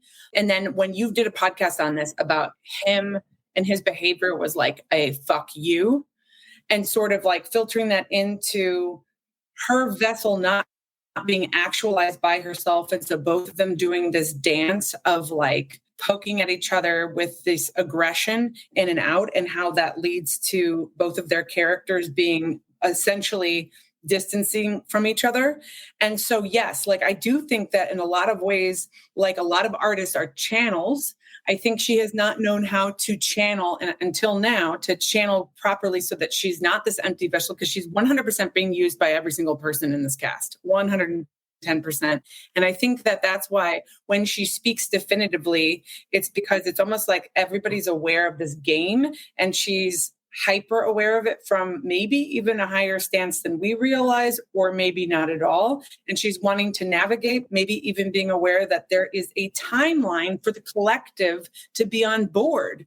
The collective tends to like to root for underdogs. So Ariana started out as the underdog. Well, when this season came out, people started getting mad at her, thinking that she's too high and mighty, and they don't like that. So now they like the underdog of Tom. And of course, this depends on who's watching and who's saying, but there was a lot of commentary on that. So I think it's almost like if she is this high, if the cards are correct and she has a high priestess quality about her, right? And she has this dimension of, by the way, high priestess could be a vessel that is sometimes, if it's not embodied with its own, if it's not fully connected to its own soul, it can definitely be this empty vessel for other people to come in and utilize as needed. Because I would say that she does present queen-like, like she presents as somebody who is appropriate to society, as you said, like a good person in society that people technically like can't help but like. And so now when her behavior is stepping into her power a little bit more and the collective timeline to support the underdog versus the winner is shifting, I think it is going to be interesting to see how she navigates, but more interesting, as you're talking about, how everybody else is navigating around her and watching how everybody else is navigating around giving sympathy to Tom, and how that's probably going to mirror a lot of the collective comments that are going to start to rise and fall. And I don't know if this speaks to your point or not, but that's sort of what came from me as you were speaking, was just this whole idea of like where support is being given and how sides shift in the collective, just as our healing occurs. You'll see the collective healing. Like at first they're like bad Tom, and now they're feeling bad for Tom. So things start to shift because, again, as your whole podcast sort of talks about, is all of these people are like how they used to look at royalty and have opinions, we still do, about them, because we're trying to get a better perspective of our own darkness within, our own light within, and looking at these characters and the evolution of them helps us better understand ourselves. So I just think that, I mean, I never would have even have thought of that until you said that she is absolutely like her drama that is being played out. Everybody is capitalizing on 100%, every single person in this group that I'm looking at here in this, as you say, constellation. I mean, to the point that they're literally earning money off it. I mean, people have talked about that, like selling their merch, capitalizing, on Ariana's pain. Yeah, I want to hang out here just for one more moment just to see like what we turn up, because like there's a couple of things that are coming to me and I'm just kind of feeling my way as I go, as I take in what you're saying. I feel like when you talked about her shutting Tom down and you called that like a strong boundary, like I get what you're saying, but to me, this is kind of another example where it's like, to me, it's another place where it felt like more like control than a boundary, if that makes sense. Like, yes, I am trying to control or manage a situation and I'm shutting your energy down in a charged, heated way because I don't like where it's going to take me if I let this energy run. And so again, I'm just so aware of this contrast between where the boundaries with him were murky, like you said, like I betrayed myself, I compromised myself, I lied for this man. And then what feels to me like the flip side of that, where like the rage essentially that's underneath that, because of course, if you're betraying yourself, essentially, if we're onto something and Ariana compromised herself for the sake of the loyalty that she was seeking, there's going to be something in her that's pissed about that, right? Because it's like she's got some sort of historical drama that's playing out where she learned, I don't get to have my full self, my full voice, my full boundaries, and attract people who will see, hear, and validate my emotional experience. I have to betray myself in order to get the loyalty I seek. So some part of her is pissed about that.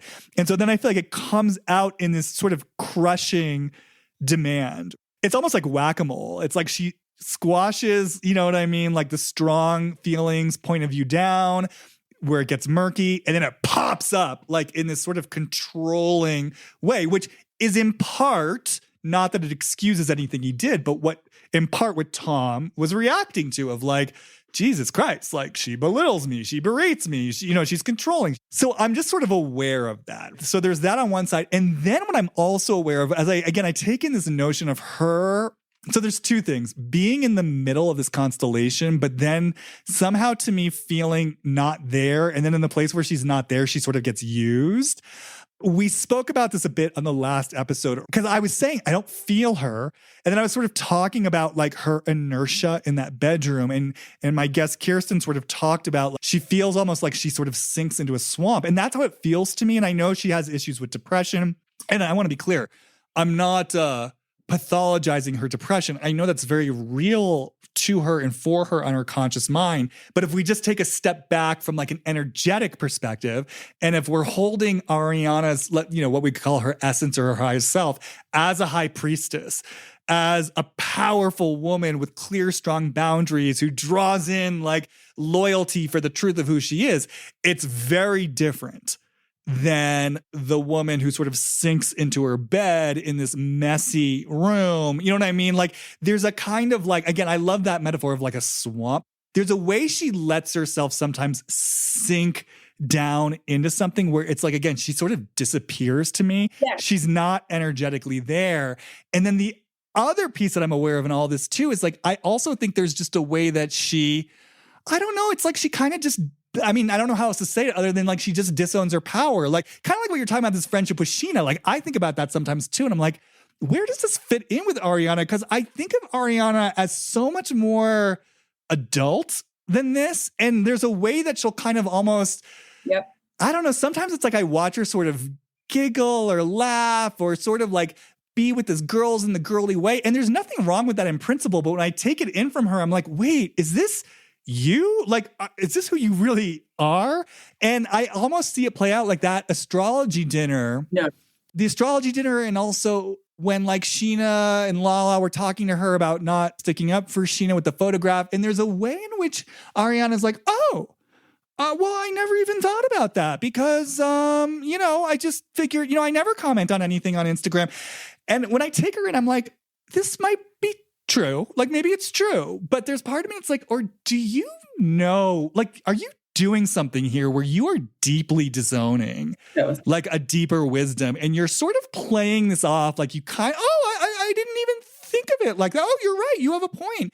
And I just say this because again, I remember last episode kind of talking about the unconscious and like people keep talking about like, oh, Tom was sucking her life force. Tom was sucking her life force. He's gone. Look at how she's excelling. And I'm like, okay, yeah, it's great. But in the place where we're co-creators of our own reality and we have unconscious investments and things, I was like, I could see how for Ariana, if she pulls back from her own power, it would unconsciously serve her to be with a guy like Tom who drains her and gives her a convenient excuse not to be in her full royalty. And what I said in that moment, and it's coming back to me now, is like, I can almost hear the part of Ariana unconsciously that's saying, you don't even know how fucking powerful I am. I am so fucking powerful that I can like be here depressed and like have Tom do all the heavy lifting, like keeping me down, and you won't ever know it. You won't ever know that I'm orchestrating this whole fucking thing from my psyche in the unconscious level. And so I almost sort of feel that here of like the possible power and wisdom that Ariana perhaps really disowns, where she knows a lot more than she lets on. And how that might be connected to this concept of the empty vessel. And then the last thing I'll say, and then I'll let you respond. It's almost like I would rather, if I were supporting her in her process, I'd rather her just drop the facade of being like quasi-flexible with people right now and to be more of a Katie and just own the fact that she's got a demand, own the fact that she's got an ultimatum, because that at least is connected to the take charge energy in her. That's connected to the fire in her. And if we could let that energy move and express itself, and she had support to navigate it with consciousness, that is going to take her into her deeper power. It's just right now, it's like distorted because again, she's sort of trying to control it. And so, yeah, from this place of supporting whoever the fuck Ariana actually is deep down, I would so much rather she just live the sort of deeper level of truth, but not the deepest level of truth, but the deeper level of truth of like, fuck yes, I have a demand. Fuck yes, I want you on my side. Fuck yes, I want you to ice them out. Let's do it now. This is my rage. Welcome the fuck to it. 110%. And I think that I actually believe that Ariana is a very deep individual. And I believe that she is a snarky queen also.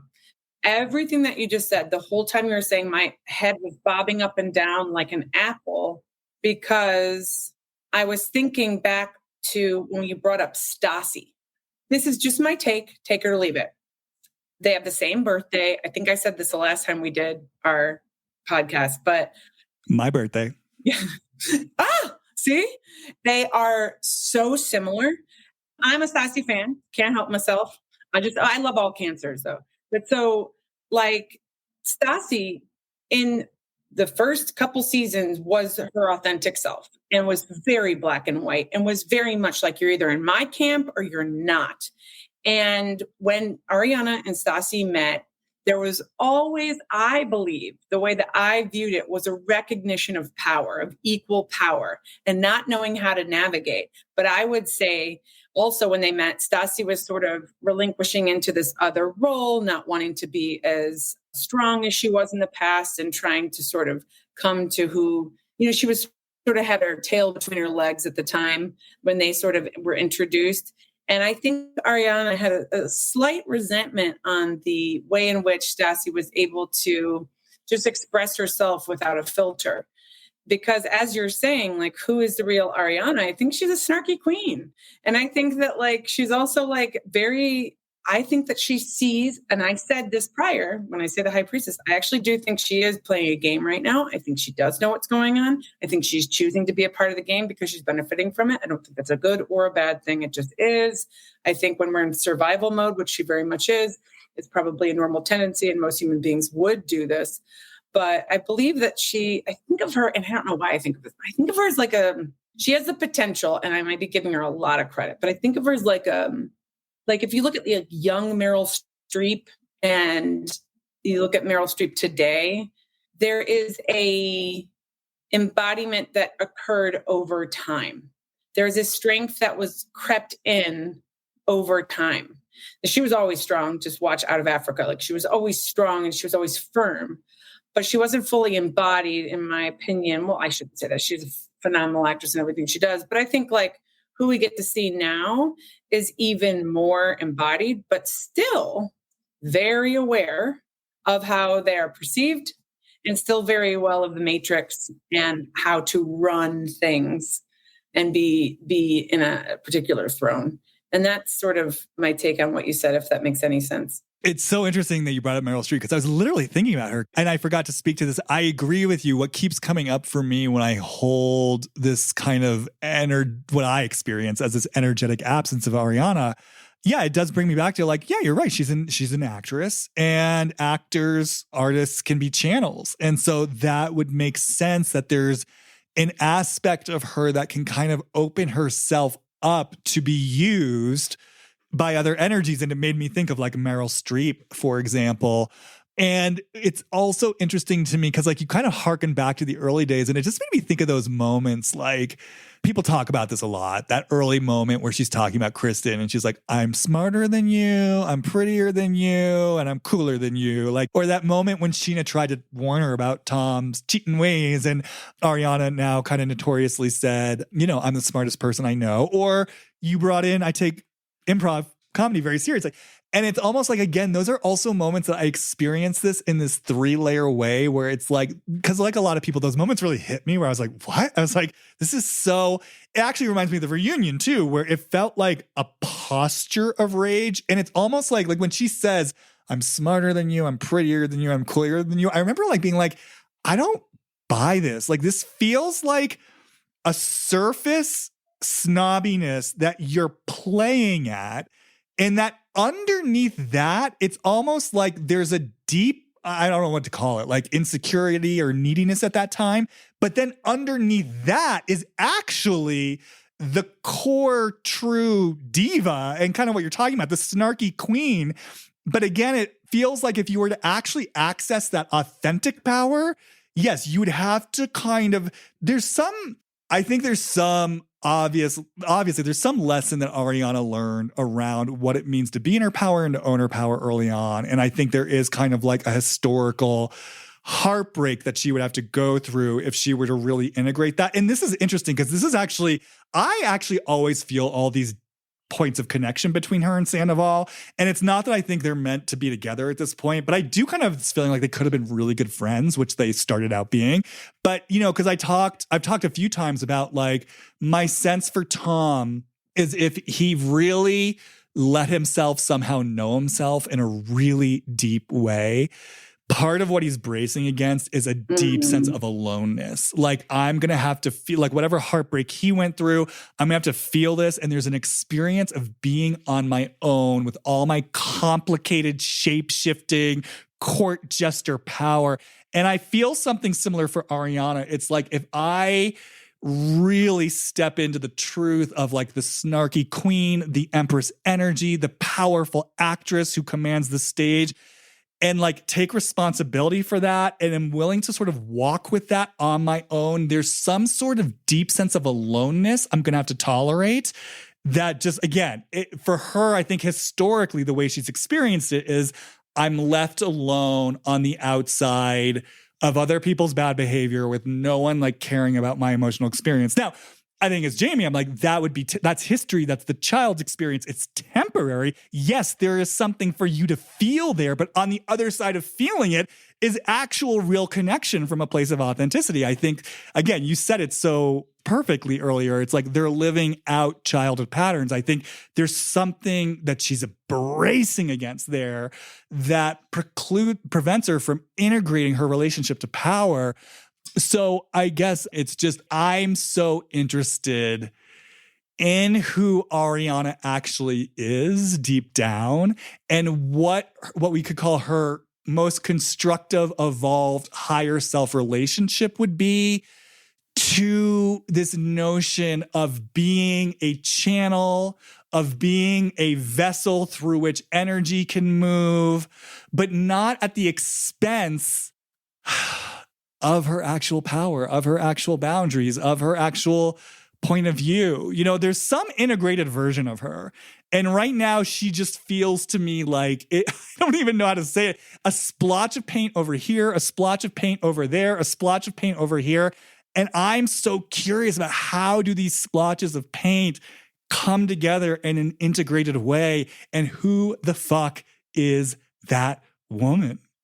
It's making me think when she had the birthday party that was like a child's birthday party, when you said, who is she?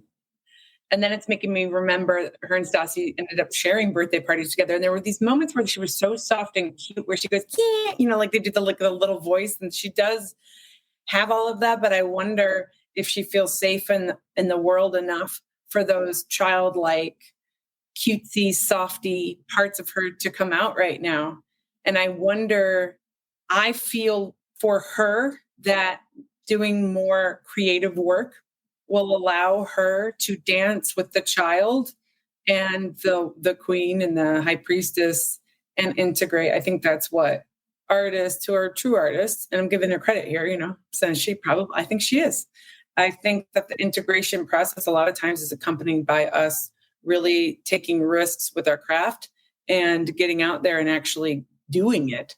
I think that this show has been like a cage for her and her creativity. I just, for some reason, feel like any time where she did show up with her childlike, intimate softness, I felt like it wasn't really met in a way that would make her feel safe enough to continue. And again, giving her a lot of credit here, as I don't feel she's tapped into any of those aspects right now. And I think that's also a choice, because I think she's choosing. Well, I have to say this, as a woman, not having that equity in the house, everybody had opinions on that. Having equity in a home is important. And so she says recently she had $2,000 in March. She had $2,000 to her name in March. So a lot of what's going on too has a lot to do with being safe in the world. That's just part of life for all of us, and especially women. And I think what you're talking to has a lot to do with, where does she feel safe? And can she be fully integrated until she creates a safe environment for herself? And for some of us, theater folk, or I'm a musician in theater, and for me, the safest place in the world is on stage, through characters, through songs, through words. So I'm curious to see if this is the beginning of her finding that safe space so she can do that integration work. Because it certainly wasn't on the show. Yeah, I mean, and I guess that's where I can start to feel more of your optimism for her when I think about like, okay, like I said earlier, she's just at the start of a long process. And so even if she is with this guy right now, even if she is stuck in this house, in this like cluttered bedroom, theoretically, the show might come to an end. She's going to move out of the house. Maybe she breaks up with this guy. And kind of like what Brock is saying, maybe when things die down, there'll be room and space for her to really start picking up the pieces and looking at all this. But I want to say, I hear what you're saying about this idea of like a wiser part of her who's aware of everything that's going on and making choices. Now, I don't know that I believe she's doing that consciously, but maybe it's happening on an unconscious or semi-conscious level. Because when you say that, what suddenly comes to me is the way that she did have this secret world with Tom, and that she was writing narratives with him about their relationship and controlling the narrative. And it makes me like, yes. And that's what I'm saying. It's like, there's a way she'll play sort of cutesy ditzy girly with Scheana. But then I'm like, but wait, there's this whole other side of you that is so in control of your world and is so aware of how all the puzzle pieces fit together and what to say and to whom. Although, actually, when I say that, Scheana also is very aware of things and has a very cunning side to her. So maybe there is a point of connection right there of like two women who know kind of at times how to play, a little bit more demure and girly, when in reality, there's stuff happening behind the scenes where these are two women who are very aware of what's going on around them. But, going back to my point, like, I do hear what you're saying. Like, there is a part of Ariana that's sort of very aware of things. Yeah, I mean, I know you don't find her opaque. I've sort of always found her opaque, but like, I think this is sort of speaking to it. It just feels like, and maybe this is another point of connection between her and Tom. Maybe there really is a shape shifter energy in her where she really is someone who has all these different sides and facets and knows kind of on a certain level how to use them depending on the situation. And there's a way that she's been doing it defensively up until now. There's a way she's been doing it as a form of control. So when I talk about different splotches of paint, I don't know if this is clear. What I'm talking about, like, yeah, is the part of her who's giggling like a little girl, the part of her who's on a reality show, the part of her who gets depressed and sinks in bed, the part of her that like suddenly comes out with like controlling rage, the part of her that's like a safe haven for the underdog. Like, I just feel like there's all these different aspects of her personality. And that's why I was saying, like, who is she integrated? So yes, maybe there's something here about Ariana, the shape-shifting channel and conduit for creative energy in a way that wants to come together in a powerful Empress way. But I think, to the point that I'm making, it feels like she's been using these different threads as a way to buffer and protect against whatever that early experience of being left out in the cold was. And because of that, she's making these choices where in her control, it feels like she stays, to me, dispersed. Maybe that's another good word for it. She's like dispersed. And so then there's this sort of like what I experience, this empty, this like blank space at the center. And that's the place where I feel like people are coming in and kind of using her, where she won't occupy the center from a place of an intention, of a conscious intention, and a place of like truly letting her heart energy run through. It's like protecting her heart versus leading and owning with her heart and letting the shapeshifter be a vessel, for that, whatever loving energy wants to move through her. It's almost like she, again, disperses the different fractals of the shapeshifter to control and protect the heart. And I think that's how she unconsciously keeps finding herself in these situations. So I think you're really onto something, actually. And as you were speaking and I was looking at the High Priestess card, I'm like, wow, maybe even the Watcher, the higher watching from up here, and maybe not knowing where she fits in at times, because I do see her as like this overseer. Mm-hmm. Well, that's what I'm saying. It's almost like there's an overseer in her that she might not even be conscious of, who's like kind of like pulling the strings and running the show. God, I don't usually feel this way, but I would love to work with her. Like, I would love to work with her because I think She is like, there is something so fundamentally kind of like intelligent about her and interesting about her. And I think she'd well, you never know. My sense is she could really be open and willing to like learning more about herself. The last thing I'll kind of say, because I do want to bridge over to Scheana and Lala. The last thing I'd want to say, and you've been kind of like speaking to this too, it's like, yeah, I agree with you. There's always, it's weird. It's like there's this feeling like she shouldn't be on the show, but she also has been on the show. You know what I mean? And I remember like initially being like wanting to say, well, she's too good for the show. Yeah. But then there was something like I'd catch myself and I'd be like, but she can't be too good for the show because she chooses to be on the show, including the season. And it almost, I mean, there's two things that come to me. It reminds me of the relationship with Sandoval. Well, it's like, it almost feels like, yes, this convenient reason for her, like you're saying, this deeper creative energy to stay dispersed, to stay shut down. But then I also say that, and I also feel the place where it's like, well, if she is this shapeshifter, maybe there's also a place where like this is where she's meant to be. So it's really interesting for me to experience her this way because I'm suddenly feeling her as much more interesting than I've ever let myself experience her before. Because again, there's a way in which she lets herself kind of hide behind the curtain of the other cast members. And so it's like she doesn't lead with all this sort of like potentially really interesting, multifaceted dimensionality. But it feels like it's actually there, but then again, it's not there at all. That's the interesting thing to me about Ariana. I love what you just said. And I think it does shift. And I think if you are somebody who's unconsciously overseeing and being, and what's so funny you said, because I saw strings too. So you said puppet, but being able to have a higher consciousness, but not necessarily tapping into it is a fascinating thing because there's so much, there's nothing but potentiality there. But I really quickly, and we don't need to speak on this too much, but I thought you kind of got a little glimpse into parts of her psyche when Allie told her that she was in the house of good luck. And then it cut to her saying, well, I didn't think I had good luck. It's like, I see her as somebody who has only ever had good luck. And her perspective of herself was to pick at the parts that weren't lucky and to focus in on that. And I found that very fascinating and very telling.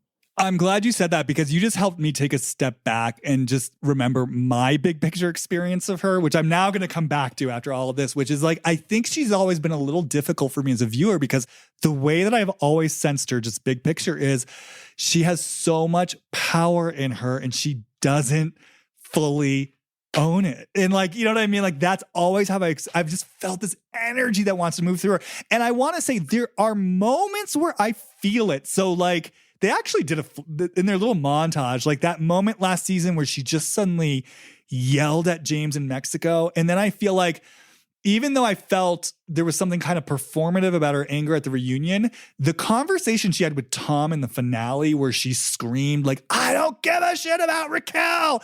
I was like, oh, there it is. Like that felt real to me. You know what I mean? And it's like, that's the kind, and look, I'm not saying, I want to be clear because sometimes this gets misunderstood. I am not saying ownership of power comes from running around screaming and yelling, but I just do. I think there's such strong currents of powerful energy that want to move through her, both connected to like her emotional life, but I think everything we're talking about here from a more psycho-spiritual perspective. And my desire for her is just like, oh, Ariana, let it move through you. Let it move through you. But I think to our point, there is something she'd have to really feel. There's something, again, you see it, the way she clung to Tom, the way she's clinging to this new relationship, the way she clings to her bedroom, the way she clings to the show. There's some sort of, I experience it. It's like the little girl in her, like that little baby that's holding onto her security blanket, sucking her thumb, wanting her family to come and still rescue her, saying like, somebody see me, save me. And I think for her, the emotional work, the reparenting work would be like, I got to just let myself feel no one's coming to save me. And there's heartbreak there and I get to grieve that loss, but then I get to fucking move on. And it just feels like there's so much more waiting for her. But like the last thing I'll say is like, I'm suddenly taking a page out of your optimism in terms of the long game of her life, like that we're just in a moment right now. And it's true. Maybe as long as she's on this show, she's going to be stuck in something, but there is a life beyond this show. And maybe there really is a long game here that is playing out. And if I don't think of it in terms of like what's happening right this very moment, but instead kind of, maybe do what I'm asking Lala to do, like hold the bigger picture of Ariana's life, maybe there really is something deep that she's starting to work through right now that's going to sort of take her on that journey. I hope she does work with you. So, yeah, like I said, I mean, and I know we've kind of already said so much, so maybe we'll kind of briefly touch on this. But yeah, I feel such an organic bridge here to Scheana and Lala because this notion of Ariana being used, like, I feel like that is part of what was going on at the end of last season. So I sort of feel it two ways. It's so interesting to me. So I have been on board with so much of what Lala has been embodying this season, but one of my little sticking points where I was like, Lala, you're losing me, is when she was upset about Ariana not sticking up for Scheana with regards to the Instagram thing. And Lala says, I mean, this girl like took a restraining order for you. And when I heard that, I was like, oh, okay, wait, well, let's slow this down for a second. First of all, let me just preface this by saying I 100% believe Scheana punched Rachel. And I will say, if you haven't heard Rachel's podcast episode about this, like she talks through the story very clearly, detailed. She lays it out. It all makes sense. I always go by the Judge Judy rule. If it doesn't make sense, it's probably not true. Conversely, when it makes sense, it feels true. When Rachel talks about it, to me, it just feels fucking true. So maybe you disagree. And meanwhile, you've got Scheana being like, well, I could never throw a punch because my nails are too long. If it doesn't make sense, it's probably not true. So anyways, Scheana punched Raquel. You know what I mean? So it's like, that's what, which by the way, is completely inappropriate. And that's why a restraining order was taken out about her. It's not, has nothing to do with Ariana. And, the reason why I'm saying this though, is like, I just think about Scheana punching Raquel, and I think about like you bringing in this question of like ride or die and the idea of putting like a premium on that and a currency on that. And I think, Scheana is someone, Scheana's so interesting because she's been a people pleaser from the beginning. And she also was like ostracized. Like there's such an interesting push-pull relationship between like being part of the group and outside of the group, wanting to belong and being pushed out. And to our points, this is a group where there's real currency in showing ride or die loyalty to your friends, right? And then it's like she punched Raquel and then she cut off Tom and then she was like on the podcast talking about it all. And I can feel it. It's like I have to imagine for Scheana the people pleaser, there was a real charge she was getting, not just out of being the good friend to Ariana, right? But also playing into the audience reaction. And I think for Lala, conversely, I think there was so much she was getting out of this. And she's someone who never liked Sandoval. So I'm sure, there was a huge charge she was getting over to finally kind of be like, I told you so. See, Ariana, I'm on your side and I told you so. And I'm going to take them down for you. And also similarly, obviously there was a lot of projection in terms of like her own situation with Randall. And so the reason I say this is like, I feel like both Scheana and Lala were getting such emotional charges and payoffs from the situation, but really kind of running it through this lens of we're there for you, Ariana. We're on your side. We're taking up your cause. And, there was such like an adrenaline rush around that. And the reason why I'm saying that is because, yes, I think there is a way that unconsciously they were really sort of using her for their own emotional agenda. And I think part of what we're seeing on the other side of this now, and I know they're two different people, but it's like, I kind of feel like with Scheana, for example, with this whole like Dancing with the Stars thing, for example, which I want to say I'm more, let's say, compassionate towards her than I think a lot of other people. Because like when she said, like when it first came up, I was like, oh God, is she really making this about her? But then when she really said like, I was in talks for it, this was my dream. Even Lisa Vanderpump was like, you had been talking about this for years. She was taking dance lessons. I was like, okay, I get it. Like this really was her dream. This really was something she wanted to do. And Ariana got it. And like, I get that's like genuinely painful, right? And then I was kind of like feeling into Scheana what it must be like for Ariana to get it. And then for Ariana to not tell her about it, which was kind of like the crux of her issue. And I did sort of feel this possible place in Scheana that's like, I went to fucking bat for you. And now like, look at all the stuff I did for you. And now you're leaving me behind. And so it's like, I say this because Allie even spoke to this on Astrology Night. She's like, there's this tension between people pleasing and doing stuff for yourself. And, even people have been making fun of her. They're like, Scheana's always thinking about herself, which is true. But I also want to say it is also true that she's a people pleaser. And I actually think those two things aren't in opposition to each other. I actually think they go hand in hand. And I think that's why I'm sort of laying out this groundwork. I feel like Scheana gives a lot to others. She pleases others, but there's something she wants out of it. Like she's doing it to get the love. She's doing it to get the approval. She's doing it. There's some demand she has on the other side where like, I'm going to please you and love you, but then you better sort of love me back. And so I think when she feels like she's not getting that back from Ariana, I think that's where we're starting to feel some of the resentment, some of the competition of like, I gave to you and I gave to you and I gave to you, and sort of what am I getting back? Lala, it feels a little different to me. So maybe I'll just sort of stop there and then we can kind of come back to Lala. But I did want to sort of bring in this notion of like, because it feels so strong to me, like two women who unconsciously used Ariana, but now like who made that choice themselves. Not being fully aware, there was something they were getting out of it. And I think there was a demand they had on the other side of it. And now on the other side of it, they're looking at Ariana and sort of making her the problem. Like, so I will just say one thing about Lala and then I'll sort of stop. It's like, I sort of see Lala looking at Ariana and being like, wait a second, you're getting all this privilege and protection and you get to hole up in your room and you get to have like the, sort of the privilege of not coming to Scheana's defense when she took a restraining order. I think because Lala does compare herself to Ariana, and I think because her situation was so much more involved with like the father of her children, and she had so much less support from like the public, and she didn't get all these amazing like Broadway opportunities. I think there's a part of her now that's sort of on the other side of that being like, wait a second, why do you get the privilege of all this protection and being coddled and I didn't get that? And again, kind of like feeling like, I showed up for you. I had your back.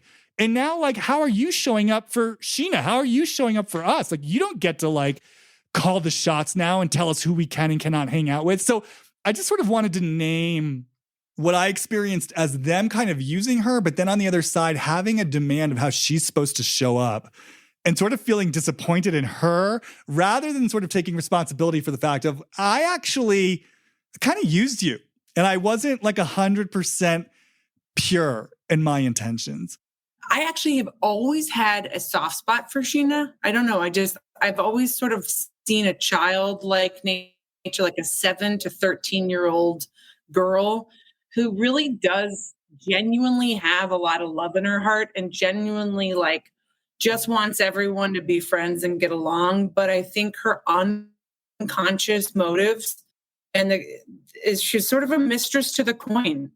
Like, I do think that she has a lot of anxiety. So her mental world and the way that she's attached to her telephone feels like a very sort of unfortunate prison that she has decided to walk into. And I don't think that there is enough healing regarding some of her inner wounds throughout this course of her being on the show, which is why it's so confronting for her to deal with the fact that she felt like time was there for her when other people weren't. Because I do think this is somebody she can be grounded in regards to like other people, and she can be grounded in regards to knowing that she says, I know I'm not the favorite, and allowing that to be okay. Like, she has actually decided on multiple occasions to be humiliated and to still show up with a smile, because I do think she is ultimately concerned with her well-being with money. And that is not a bad thing or a good thing. That is just what I think her underlying unconscious motivation has a lot to do with money and career and how she's going to make money in the future. I think Brock is similar, actually. I think they're in alignment that way. And I hate to do this, to be honest, but when it comes to Lala, my issue with her will always be when she points everything to her experience. Everything's about her experience. She can't see or put herself in other people's shoes without putting it through the lens of what happened to her and how she can relate. Then that's what Katie has an issue with her. That's what I have an issue with her, because it's like, it's not about you. And I think that her way of trying to understand is to point to where it is about her. So I don't think that like with Lala, her motives are always good for the most part. When it comes to, she's just trying to get through to everybody and try to be like, well, I believe, and this is my belief, I actually believe that Lala's intentions are for Ariana to heal. And she doesn't want to see Ariana miserable. And that's what I think her intentions are. I just think she needs to have patience for that process because her process was so incredibly messy. And so give the space for Ariana. But then again, maybe all of her viewpoints right now are needed to be heard by the collective. And I do like that she's offering a different aperture. But when it comes to the two of them using Ariana, both of them were on podcasts like every fucking week for 6 months at a time, making money off of this whole thing. So for them now to be coming in and sort of being like, well, let's look at Tom's side, I would imagine for both Ariana and Katie feels like a betrayal. Yeah, it's like there's so much here. There's so much here. I'm feeling it all like right in this moment. I think just to kind of speak big picture to what you said. Yeah, I mean, I agree with you that Lala is someone who typically and certainly historically has had a lot of difficulty separating out, we could call, the lens of her experience and certainly her triggered emotions and what she needs seen and heard from like a situation, right? And we've seen her like really be like a bull in a china shop. And there's been a lot of intense projection over the years, which has then led to a lot of what I would call cruel behavior, which is why she was difficult for me for a long time. Now, having said that, that's actually part of why I so appreciate what she's bringing in this season. And I agree with you. It's not being done perfectly, but I really see like this is someone, like I said earlier, who's really trying to work through something. And I think because I experienced her so deep in her own projections before, for Lala to be doing this work. I mean, I really want to say, because again, there's a lot of questions about, what are her intentions and where she's coming from. And I want to be clear. I do think there's places where she resents Ariana. I do think there's places where there's competition. I do think there's places where she's, obviously profiting off this. That's all there. And maybe we'll get more into that. But I also want to say, like, there are things that she says where I'm just like, this is someone who's truly taking a look at herself. Like when she said early, like one of those early depressing pool parties, and she said to Schwartz something to the effect of like, I don't want to wear my trauma like a badge of honor. I was like, that's real self-aware. That is not someone who's just like going through the motions. Like she is realizing things about herself. And even just in this week's episode, when she had that sit down with Katie that you referenced, she facilitated that conversation with Katie. Like because, to your point, Katie acknowledged this. Like Katie doesn't lead with her heart. You know what I mean? She leads with her dukes. Lala is someone who's typically led with her dukes. And the way she just kind of sat down and was just like, I think she started off like, do you think you sometimes go low with me? And the way she just named things and she set a tone that allowed them both to soften. And I was just like, this is a woman, like something deep is shifting in her for sure. Yeah. And I respect it all the more because of where she started. Like this, like she's doing the work. I feel like she's doing the work. So I just kind of want to say that up top.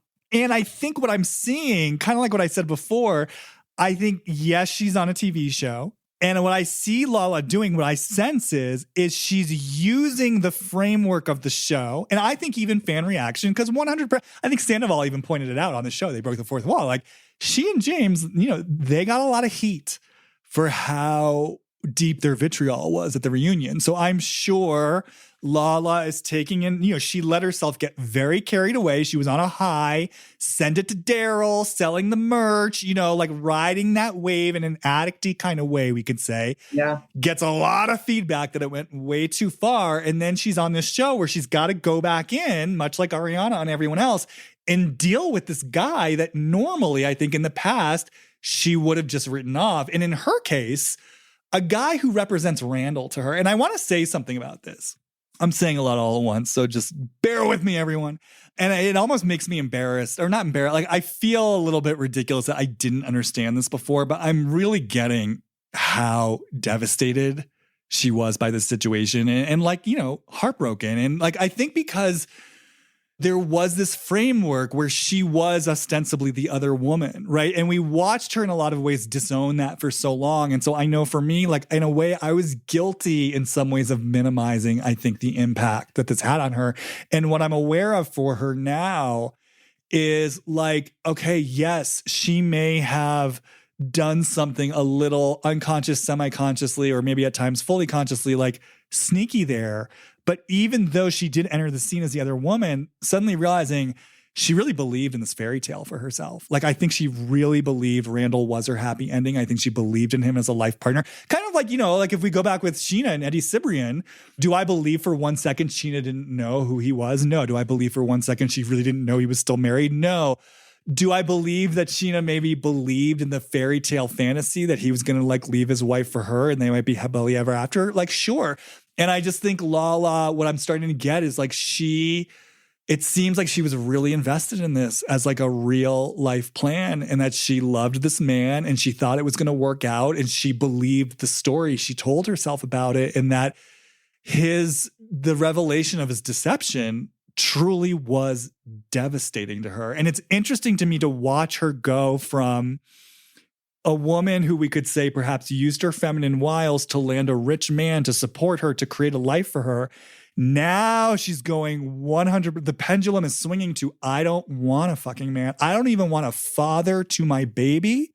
I want to do this all on my own. And it kind of breaks my heart for her, because I see a woman here who's really navigating what it means to love. You know what I mean? And what it means to be in relationship with a man. And like, again, having gone from one end of the spectrum, which is, I'm going to be a boat girl who like kind of ends up with the married film producer who's going to give me everything I want, to I am literally like not going to have a man in my life. I'm going to stand on my own 2 feet and I'm going to get artificially inseminated.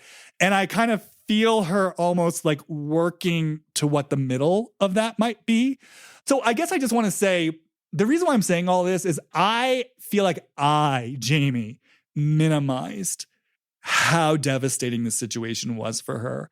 And like I said, I feel her working through something right now. And I think in that way, this has sort of been the best blessing for her, because I think she's sort of rising to the occasion. And so, yeah, then she's in this show. That's where this started from. She's in a show where she has to deal with Sandoval. And so I think I see her bringing in things that are truly the product of her learning. I think I see her saying like, yeah, like we're on the show. We got to do this. I'm going to move story along. And this is my spiritual journey. Kind of like what I was saying with Ariana. Something is being asked of me here, both from spirit, but also these TV producers who are saying, you guys got to film with Sandoval. And I'm getting feedback from the audience like that I went too far. And so I just experienced Lala. I spoke about this on Instagram. I think she's actually a multifaceted woman who can kind of like, where there's a lot going on inside her at once. I think she's developing more and more of a capacity to hold all of that for herself. And I see her doing that. But I think to come round to kind of what you were saying, and this is the final point that I'll make. Yeah, do I also sense some mixed motives in there? 100%. Like, I think that she was riding high on the charge of Scandival. I think she used it in a way that felt good to her. And like I said, I think sort of coming into this, like I really see her sort of looking at art, like in the place. This is the thing. I've always felt Lala has this relationship to helplessness. Like I'm always so curious, like what was going on in her household, like when she was a baby or an infant. I kind of see her in a crib, even maybe prenatal. I just get this feeling of like terror in her all the time of like, it's not safe. It's not safe. There's no one here to take care of me. I got to take care of myself. And it's almost like that's what I feel driving. Like, I got to find the man. I got to find the Randall who's got to take care of me. I got to create the safety. I got to create the home. And so I think when she sees people who she perceives as like helpless, like for example, Raquel in the past, Bambi-eyed bitch, I think that's part of why Raquel was so triggering for her. It's like, you don't get to be helpless and get away with, like, if I don't get to be helpless, you don't get to be helpless. And I think when she looks at Ariana, it's like she went through this experience and it was like, I was there for you. I was on your side. I was riding for you. And I think there's an expectation that comes in from Lala of like, now there's a way that you have to show up and deal with this. And instead she sees Ariana, again, reaping all the benefits, becoming the Broadway star, but also kind of like getting to dictate what and how the group moves and sort of like, yeah, just protected. That's the word I feel like, protected. sinking into the swamp in the way that Ariana sometimes does. And as Lala, I can kind of feel this place of like, no. You don't get to do this and not learn your lessons. Like if I got to learn my lessons, you got to learn your lessons. And I think that's kind of the place where she's maybe poking a little bit. I mean, again, they're on a TV show, so she has there's a vehicle for it. Let me stir the shit up at this astrology reading and ask about, the guys are having dinner, and Ariana, what are you going to do if she's definitely poking around there. And I think she believes it. And I agree with you that she actually does have a drive for Ariana to actually learn. And I think there's a part of her that's saying, if I got to learn the lessons, you got to fucking learn the lessons. And I think the work for her, and this is the last thing I'll say because I know I've said so much, I think that you spoke about like that part of her that keeps sort of bringing in her experience. And I think that is the edge for her. It's like there's something Lala has to tolerate there. If she were to like truly just hold space for someone else with all her fucking wisdom and all the parts of her that knows what someone's going through, but not put a demand on them in any way for them to get the learning before they're ready.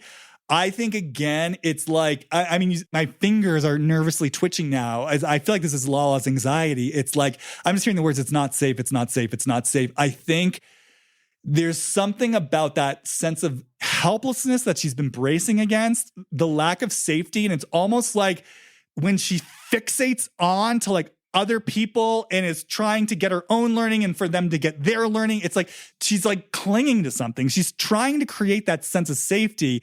And I think if she backs away from it, there's a level of surrender there where she's not in control, where it's like, oh shit. Like much in the same way that Katie might have to feel like that heartbreak.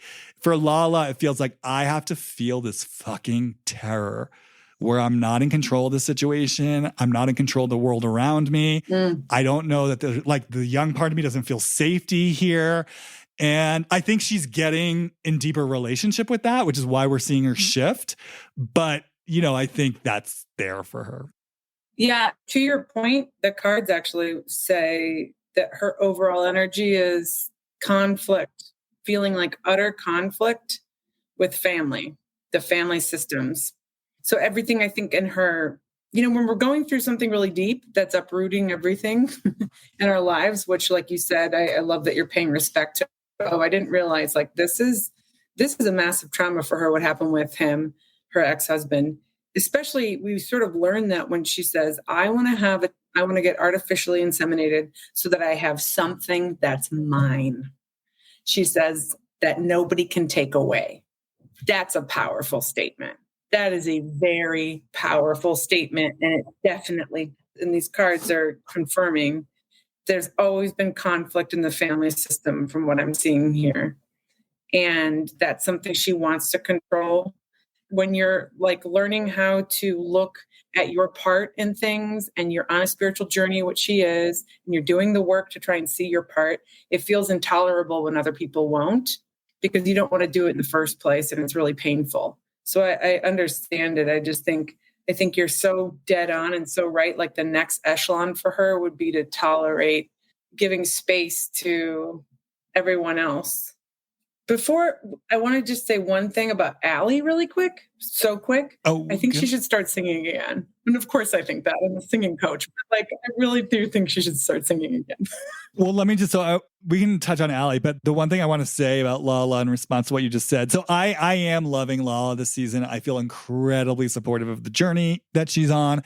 I do want to say when she says stuff like that about her kids, like, I just want something that's mine. I want something that can't be taken away from me. I'm just like, oh God, I'm just like, I hope she softens around that, because it's just, for me, the way I experience it as such a heavy emotional demand on these kids. And I know her intentions are good, but it's just like your kids, like they are not there, like an emotional, I don't know what the right phrase is. They're not there to meet your emotional needs. And it's like, even if it's never said out loud, that kind of emotional weight gets felt. It can be traumatizing. And I already could just feel, again, it makes so much sense in terms of what we know of her, but she's put so much emphasis into her role as a mother and Ocean's mother, and I'm Ocean's mother. I mean, Scheana does the same thing with Summer, and I just like, my heart braces for these kids because I'm just like, you guys, like, please, like, back off those kids. Like, let them just be human beings, support their journey. Their lives are not about you as mothers.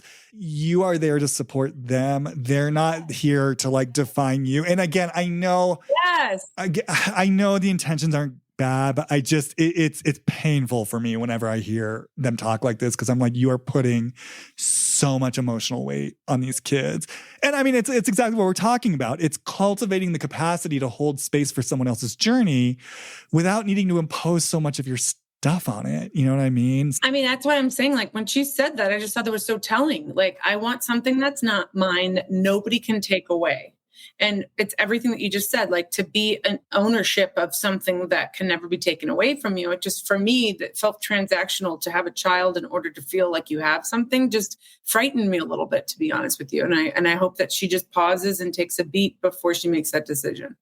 Well, she's already pregnant, but my hope is that as she continues this journey, I mean, look, we've already seen her grow so much, I think. So I'm just hoping she's going to continue on that path. And, you know, there are parents who calm down as they get older.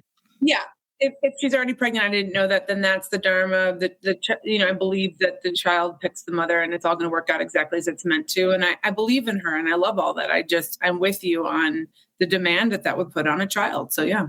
All right. This felt very exhaustive. I know you kind of brought in Allie very quickly. So it was interesting that she said, I gave up on my dreams of a singer, so I decided to become an astrologer instead.